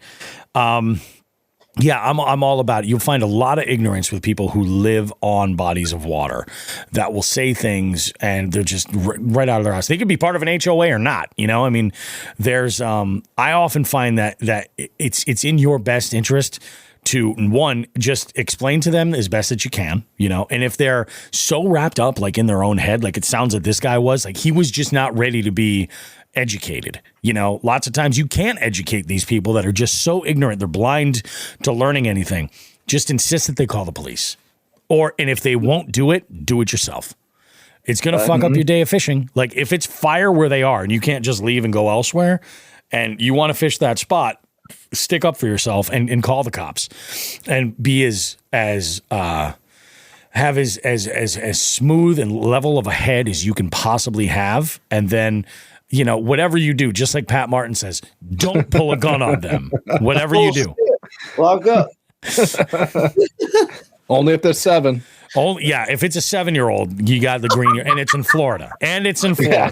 Holy shit. Not up here, boys. It's not up here. Yeah. You just gotta, you know, I mean, you know, there's the thing, because they're a lot of time they're so in their head about like, nope, I'm right, you're wrong. You know, you have a vested interest in this spot to fish, to do what you want to do. Of course, you're going to try and tell me otherwise. And like, you know, Mike Hansen goes, shad die-off is a part of the circle of life, 100%. And he goes, the same thing happens with alewives up in Champlain. Like, but a lot of these people, they're never, ever going to absorb that information. They're like, I don't care. I heard this one time and it's true. You know, so the best thing to do is let the professionals handle it and go call the cops. Go if it's that much of a problem to you, please call the cops. And if you don't, I'm going to, you know, and just leave it at that. I don't know that I've ever actually heard where one of these individuals on a body of water or, you know, sort of causing a disturbance in a legal outdoorsman's or, you know, activities. I don't know that I've ever actually heard of any arrests made or anything like that. So I don't think it necessarily ever has to even go that far. I think just having an authority figure there that's like, hey, okay, so what they're actually saying is accurate, you know? Yeah. Don't call 911. That shit's not an emergency. Do not call 911. They will fucking laugh in your face. I'm just assuming. Call that non-emergency line and say, hey, look, this is what I'm dealing with. They're overloaded. They're overwhelmed. They can't take a call right now. That's true. Yeah. Think about somebody who is in some 7-year-old that's had a gun pulled on them might need that you know, emergency assistance sooner, you know? Yeah. Should see happen on its own. What do you guys think? I have a lot of guns. Man, it's you're always gonna get that shit. It's it takes one bad apple. It takes one bad apple and everything. It's ignorance. That's it. Yeah. Ignorance is bliss, man. It's I own a lot of guns. I've never even had a speeding ticket in my entire life.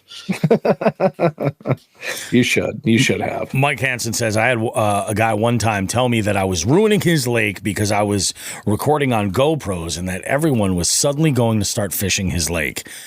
That's another thing that I have a big issue with. I'm like, just show them the meat spin. It's like, it's you know, I mean, way before YouTube or the internet or anything, you had anglers constantly looking for new bodies of water to fish. You know, like you might as well go and start writing letters to the editor of your local newspaper because they were running a fishing report in your newspaper. Like the media has changed a little bit, the way that people absorb it. But like, you know, because you've got a GoPro and you're creating content, you're not trying necessarily to blow up these spots. So you're trying to make content without blowing them up. Now, there are some YouTubers that are like, whatever, I'm going to say where I am or whatever. It's the way I want to do it. And that's their prerogative. If you fish anywhere and you tell somebody where you were, you run the risk. Like, it's got nothing to do with the cameras. It really doesn't. That shit blows my mind. But it is. It's all this ignorance. I remember there was this one time I was fishing this shithole pond in Western Mass. Absolute shithole. Like, you want to talk about a stunted... No, it wasn't Quabog. It was in Ludlow. It was Haviland Pond is the name of it. And I think there's another name for it as well. I think it might be called Cedar. Because I've seen it listed on websites as having two, and it's just a fucking dingfest. You want to go and catch 11-inch bass all day? Have fun. Like you want to. That's what I'm saying. You want to talk stunted? Oh my god! It's like there was a Xerox machine at the bottom of this lake, and it was just churning out copies of 11-inch fish. It was ridiculous. I'm throwing around a fluke, that style, Joe, that you like to throw them. I was throwing that around, and it was obnoxious, the number of fish that I was catching. I'm like, these suck. I went out to the deepest hole in the entire spot, threw a wobblehead jig at the bottom just to drag it across and hopefully catch something big. Nope, nothing. It was ridiculous. But I'm in this one cove, and there's a woman coming out, and I think she was getting a stand-up paddleboard ready in the water, and she's getting ready, and she's like, she says, oh, is there, are you catching anything? I was like, I'm catching tons. Absolutely. And then she goes, is it a problem with all the grass? And I'm like, no, the grass is where all these bass are up hiding. That's like part of their ecosystem. It's all what it's about. She's like, yeah, well, they're going to come out here and dredge all this stuff and get rid of the grass because it's not healthy for the pond. And I told her, I was just like, is it though? I was like, is it really not that healthy? And I figured out what would get to her. And I was like, but what are you going to do about the turtles? Because if the fish disappear because there's no grass holding any of their other stuff, what are the turtles going to do? Because the turtles are going to eat some of this forage as well. And she looked like she was blown away. She was like, I guess I never thought of that. And I'm like, yeah. I'm like, the grass isn't a bad thing. Josh, you just messaged. You said you got a flight. Dude, it was awesome having you on, man. Thank you so much, dude. Appreciate you being part of the show. Dude, whenever I can get back in, let me know. Oh, yeah, for sure. Let us know when you're available. We'll have you on anytime. Well, I got a tournament Saturday on Winnipesaukee where we went down last week and had a good time. So, maybe next weekend. I love it, buddy. Sounds like a plan, dude. And you never know. This could grow into a thing. We might have a bunch of different, guests on at one time. This could be a blast. I'm stoked to see where this goes. I'd love to expel my mind with good people, man. And sorry to cut it short, but no worries, bud. President, and I'm up at 4:30 in the morning. Fucking A, you're goddamn right. Hey, have a good one, Josh. Take care, bud. Later, boys. All right, take care. And then, so we got a couple of other bits of info in here. Mike Hansen says, the second part of this is I told the guy I never once said the name of the lake. I'm fishing, and if they can recognize this lake from something in the background, then they've actually already been here. That's a really good point. Pat Martin says, it amazes me how some people that consider themselves eco-friendly have no clue how the environment actually works. That's the biggest one. Dude, that's the biggest one. Me. Yeah. Yep. It really, really does. It kills me because they're so freaking stupid. You know what I mean?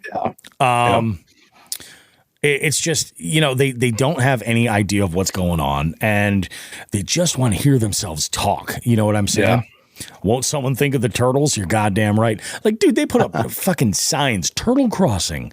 Like, let's get them where, if they care about the fucking turtles, let's tell them about the turtles. You know what I mean? Yeah. Because it all works. At some point, it's going to affect something that they care about, and then they'll be like, oh, well, maybe the grass growing isn't such a bad thing. Right. You know exactly. What I mean? You want your beach? Fine. Go ahead and clean that out.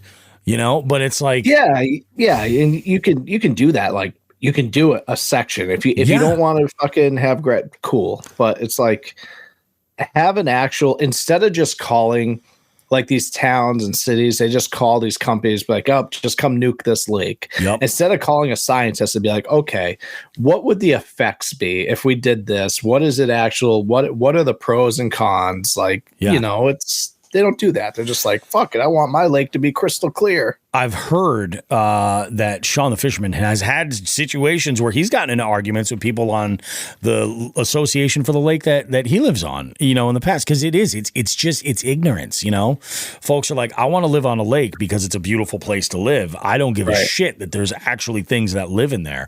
Or my favorite is like, you hook into like a giant, like scary looking fish, like a 25-inch pickerel or a bowfin or something. And then like, they're like, that was in there. Oh my God. I'm never swimming in there again. I mean, it's like, trust me, it doesn't want anything to do with you. It really doesn't. It doesn't want anything to do with me. It's trying to get away from me. I'm the alien pulling it out. It's like these lakes that dump carp to kill all the grass, then bitch about the fact they have so many carp. Yeah, that's true. That's definitely true too. I've heard a lot of stupid shit from folks that live on and around bodies of water. Yeah. I really have. And the worst is when there's public access to those bodies of water.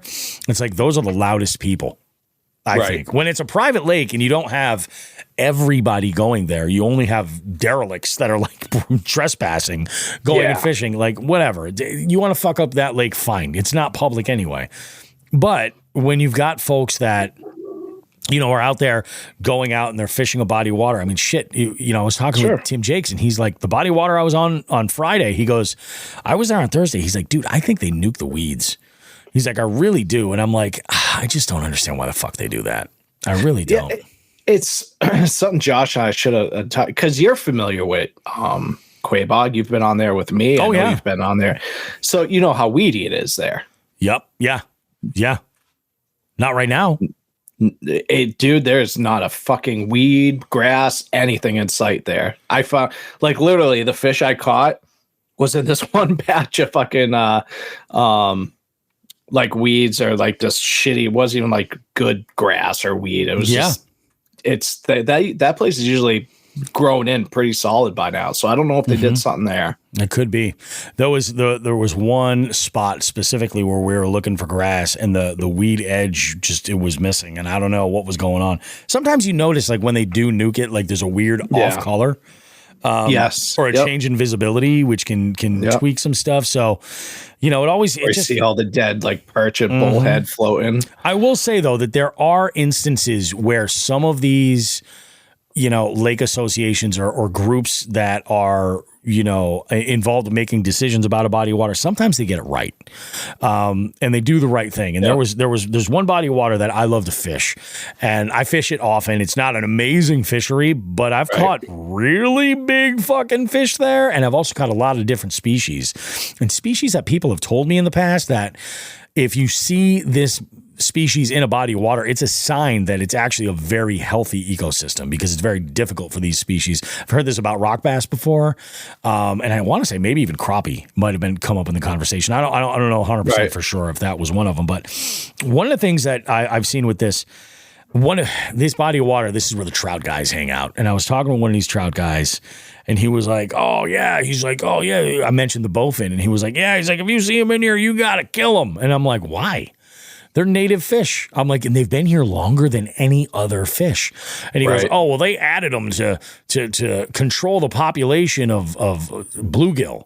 And I don't necessarily believe that. I don't believe that at all. Why would you want to reduce the population of bluegill? Like, if anything, you just want more people fishing and pulling out that specific size of fish you're looking to weed out. And bluegill are like the greatest forage because they're just constantly respawning, and like it's great. Like they're a good food source for so many different animals. So the bass I caught today choked up a little baby bluegill on my deck of my boat. Yeah. Yep. Wait, so you know what I did? I fucking changed all my colors to make it look to match it. You know get what as I mean? Close as you can, 100%. But like, so this guy's talking about this, and I'm like, why on earth would you do that? Like, that doesn't make any sense.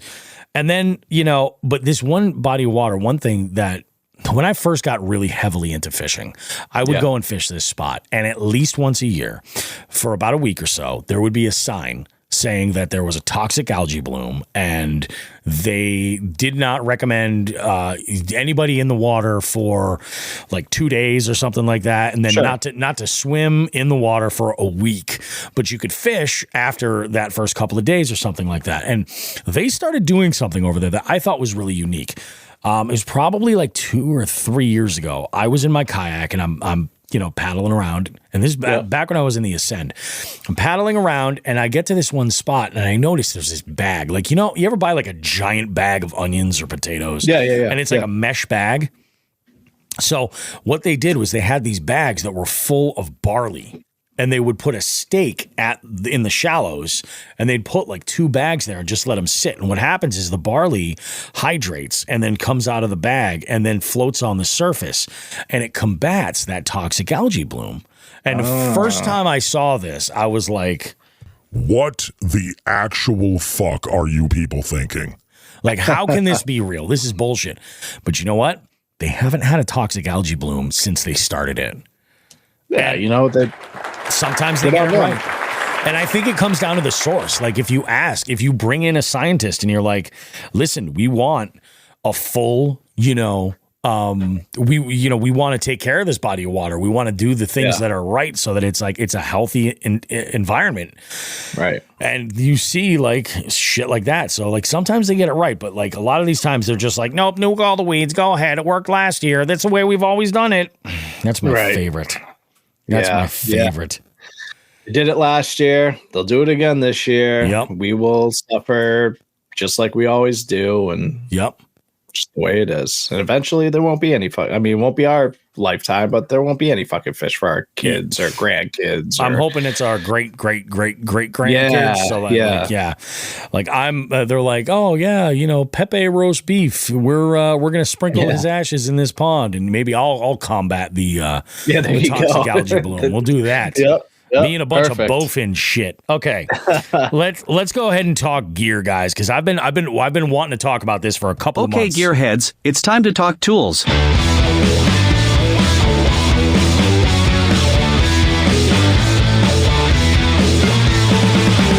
Jigs and Bigs Gear of the Week. This is a good one, guys. So a few months ago, I had reached out to Cody over at Reaction Tackle. Now, full disclosure, I've been personally on the Reaction Tackle Pro staff since before the podcast actually even started. I've been a fan of their stuff for a long time. I love Reaction Tackle. The podcast started and everything, and we brought Reaction Tackle on as a partner recently, and they've been sending us some gear every so often to test out. And one of the things that I had put on my list, and I was like, Cody, when you get one of these back in stock, I really want to put this thing to the test and see what it's all about. And this is so I guess it was last year, they released some tackle storage options. They released 36 and 3700 boxes. They're waterproof. They've got 4 latches, 2 on each side, 2 in the front. They've also released a number of different storage systems. So like specifically waterproof bags. And these bags have really heavy duty, like waterproof zippers and everything.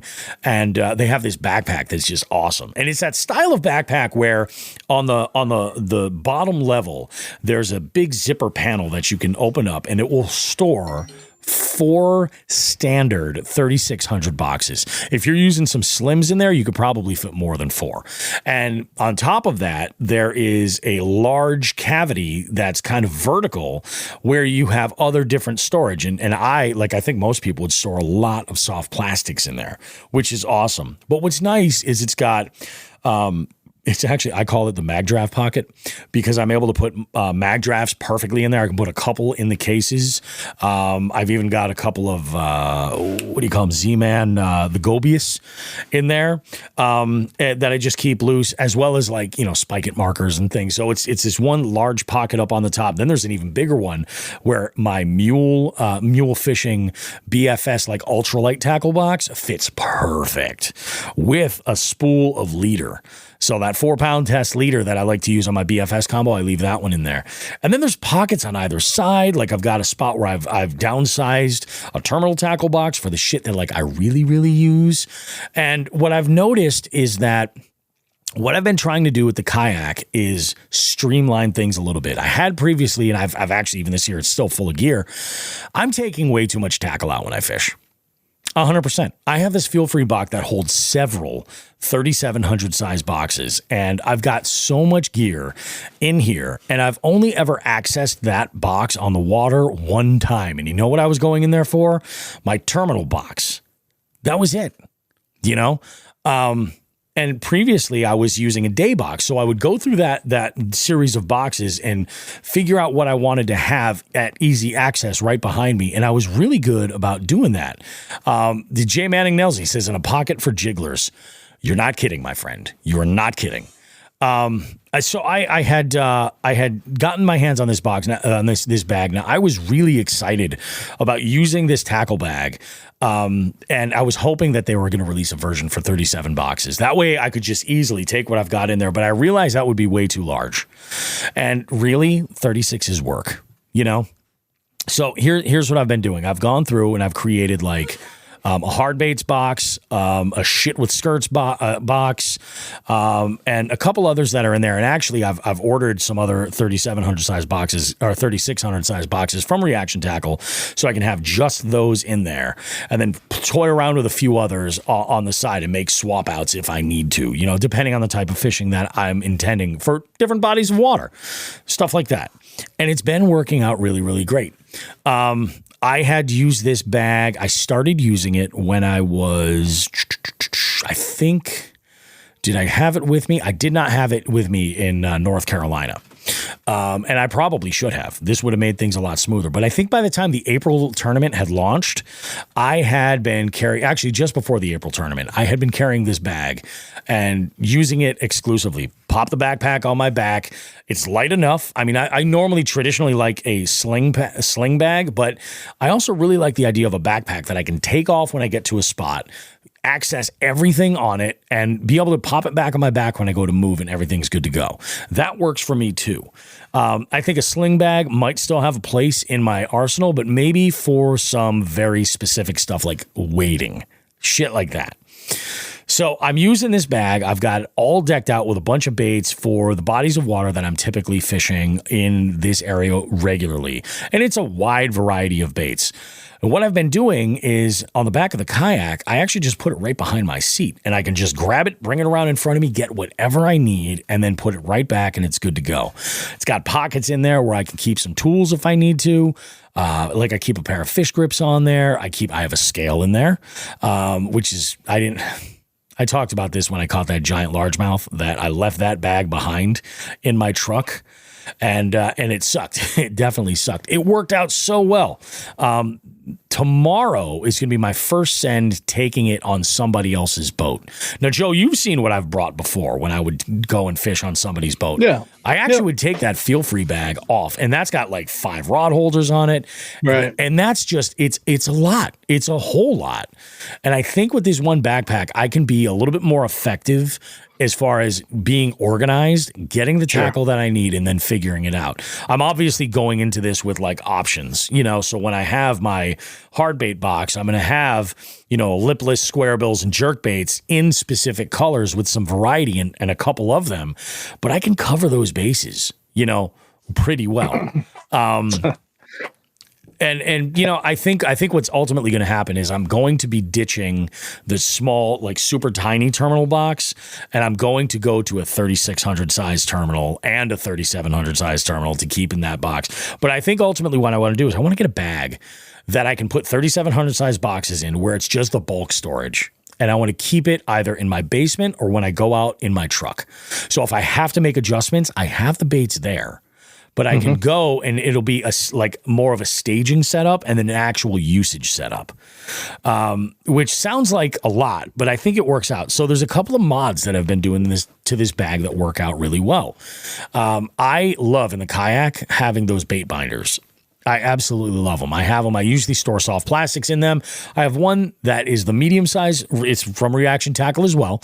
It's a medium bait binder, and I keep a big mix of different stuff in there. Pretty much any type of plastic other than paddle tails, because I have a separate bait binder that's just full of swim baits, whether it be like minnow baits. Where was it? I just had one in front of me. Minnow baits like this one right here, or like giant freaking, you know, paddle tails that are in the like 5 and 6 inch ones I use on swim jigs, stuff like that. So they're all like accounted for. I found that just bringing a few packs of the plastics that I'm using, I don't go through as many as I think I do. There's really no need for that much stuff on my gear, on my boat at one time. So my thought is if I can organize all this bulk tackle and put it in, and store it in the truck or store it down here and then make adjustments to that backpack as needed. For 3,600 boxes is plenty. Stocking up on, plastics and such. I still have room there. I could put so much more in there. One of the features I like about this is that it is much more water resistant than any other backpack. And it's rated for salt water. It's a little bit heavy it's a little bit overkill for your average freshwater angler, but I brought it down to Jersey and it worked fantastic. I had it strapped down to the cargo area of my kayak, the space right up at the bow. I had it strapped down there and I actually traveled with it on there the whole way and it worked out awesome. And it rained the first night we were there. It rained a lot, actually, the first night when we were at camp. And everything inside that bag was bone dry. Like bone dry. It started raining and I was like, fuck, should I get that and maybe tuck it under the truck? Or should I put it under the easy up tent that we had, covering the picnic table? And I said, no. Let it rain. Let it rain on me. And the reason was I wanted to test it and Reaction Tackle showed up. Everything in there was dry. It was great. So I've decided I'm going to go, and the only thing that's tough to store in those 3,600 boxes because space is at a premium, spinner baits. So I bought yet another, the small size bait binder from Reaction Tackle to use for those wire baits, spinner baits and buzz baits. So I can pop those in there and have them on in their own spot. And what I'm actually going to be doing is fastening them on the bag. I'm probably going to use a couple of zip ties or a carabiner to put them on there so they'll be accessible at any time. I just grab the bag and I'm good to go. So they'll all be in there. If I have the room, I'll just pop them in that top storage area. And then what else was there? Yeah, those other 3,600 boxes. So, I mean, it's a great bag. We have a link in our podcast description and also on our social media on Instagram, specifically on our link tree. If you go over there, there's a link for Reaction Tackle. You can check that stuff, check out the backpack, check out the storage boxes, plus a bunch of other stuff, the bait binders, all that. Check that out. It does support the show. I'm a huge fan of Reaction Tackle. It's way more than just braid for me. It really, really is. I use all their line, but it's fantastic, fantastic stuff. And I think if you're looking for a storage solution and a backpack makes sense for you because you bounce around a little bit, I think this is the move for a lot of folks. And it's priced at, I want to say it's under $100. So it's pretty badass. I will say what my plan is, what I want to do with that feel-free box, because I'm not getting rid of it because it's got 5 rod tubes on it. Like, it's a great way to store my rods. And it's narrow enough where nothing sticks off the side of the boat at all. So I never hook anything casting. Like, I've really adjusted to it well, and I like using that space. I'm going to use that bag, that feel-free bag, for tools that I should have on the boat. So I'm talking, that's where like my air horn's going to go. That's where my other items that I want to have on hand like that. It's always a good idea to have some rope just in case. Shit like that's going to go in there. I might even get myself a hammock and do a kayak camping outing one of these days. If I find an island somewhere that just looks nice and there's no kill me wildlife on it. That might be kind of cool. Last thing I want to do is basically be a giant hanging sausage in a tree, in between 2 trees in a hammock. But, I'll give it a go. And I know what you're thinking. Yeah, big guy in a hammock like that. How's that ever going to work? I actually did demo a hammock, and I've never slept a full night in one, but I could see where that would be a very, very, very comfortable evening, So, yeah. Give it a shot. I would give it a go. I think it's a badass bag, and for the money, I think it's if anything, it's over-engineered. Like there is a rod holder on it, so if that's something that's important to you, break down a 2-piece rod and you can carry everything right on your back. Awesome. Yeah, it's badass. It's freaking badass. Let's take a look at this and see. We got a whole bunch of stuff here from Pat Martin. Pat says, now I've got the boat. I have to reevaluate how I store my gear so I can keep most of it on the boat and still have my tackle bag ready for fishing the bank, a John boat, or a friend's boat. That's the thing. You want to be able to bounce around, and it makes sense, especially for the scavenger hunt where some species are easier caught from bank sends on smaller bodies of water. Very true, especially when you're just looking at what bodies of water have these species. Can I even launch a boat there at all? Does it make any sense? or hundreds of cormorants getting shot. All right, fair enough. And then John Hagen says, nothing says love like a black bear nibbling on your cheeks while swinging in a hammock at 3 a.m. John, I feel like you're speaking from experience there. That could be the possibility. I'm not 100% sure, but that is true love, if I'm being completely honest. Oh, what a great show. What a fantastic show. This was really, really badass, guys. I'm going to go ahead and play this just for posterity's sake.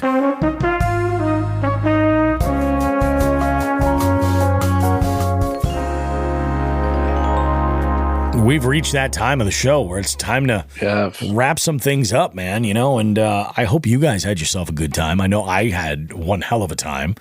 It was good having Josh on the show. You guys are going to definitely see more Josh popping up on here.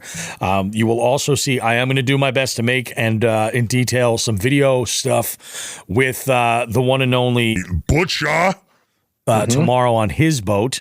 Hopefully we can put some slime on the catchboard. I'm coming for you, Gravy. I'm coming for you. And we're going to see how many species I can put on. Who knows? It could be a blast. And then I'll have results next week for you guys, too, of the winners. Yeah. All the payouts will be happening, and we'll be doing the raffle next week. So that'll be pretty awesome. What do you think? What do you think we should put the raffle, Joe, in the third segment, or should we do it right in the first segment, like after the news headlines? Make them sweat it. Make them sweat it. We'll do it in the third. Yeah. I like that idea. I like that idea a lot. You got anything you want to wrap up before we call it? No, man, that's it. Good show. I can't wait to get out. I'm going to really... I don't have a tournament for a couple weeks, I believe. So It's all about the scavenger hunt. Scavenger hunt is game on. May is happening. And the last day to get your tickets is end of day on the 8th. So you have until May 8th to join. We've got 26 anglers so far. And normally, I should mention this. Normally, when we go from the first month to the second, there's usually a drop in participation because some folks are just like, holy cow, like I've just got so much going on. Or maybe they send it so hard and they'll do another one later in the summer or something. This is actually better than I expected for the second month. It really is. Should let you guys know that the Jigs and Bigs slot limit tournament for bass is coming up. Registration will be opening very soon, and keep your ears peeled to the show, and also some info on both the YouTube channel and on Instagram and everywhere else. We're going to be blowing it up, letting you guys know, because that is coming up in June. And yes, there is a June Multi Species Scavenger Hunt, but that tournament's going to be happening on one single day in June. I think it's the 29th. I got to double check. But I'm looking forward to it. It's absolutely going to be awesome. John Higgins chimes in here. What do we got here? He says, Bobby, I may have to drop my advocation for buffalo after I watched one swim away with an $18 lipless today. Oh, shit. Yeah, that sucks. That's a big lure. I'll tell you, that's the one thing about JDM, Joe. Like, you break off a $15 micro chatterbait and you start inventing swear words. Yep. I lost a pricey. I decided to use something other than A-Bay the other day because I don't have any flat side from A-Bay. Oh, yeah. And I was using Mega Bass, and of course, nothing from them is cheap, and got it hung up on a tree in the submerged tree, and couldn't get it. That hurts. That hurts so bad when you lose that expensive gear like that. Yep. All right. Well, that's good to know, John. Definitely was not a sauger. Guys, thank you so much for tuning into this show. You guys are absolutely amazing. You have been supporting us for like over 4 years now, and we appreciate you so much. We've got the best listeners ever. Welcome to all the new listeners who are discovering us on the YouTube channel and bumping up those numbers. I mean, I don't know why you're here so dedicated to us, but we thank you. We really genuinely do, and we appreciate you. Thank you. You guys are the greatest. We've got more Jigs and Bigs goodness coming up in 7 days. Remember, even though we are getting out there and we're catching fish and we're having a great time, we love to also know what you've got going on. So if you're catching them, go ahead and give us a shout out and tag us in your pics on social media. If you're posting any fish pics whatsoever, we love to share the love and give you a like, a comment, a share, the whole nine. You can always check our story and find out if folks are catching catching fish around us because we like to share that as often as possible. Like I said, 7 days. We got another show for you. You're not going to want to miss it. We've got Nick DeShane coming up later this month. I'm looking at booking out a bunch more interviews. It's here. It's here. It's time to get out and fish. Have yourselves a good one, everybody. We will see you next time for more Jigs and Bigs. And remember, if nothing else you take away from this episode, Tits and ass, smoke some grass.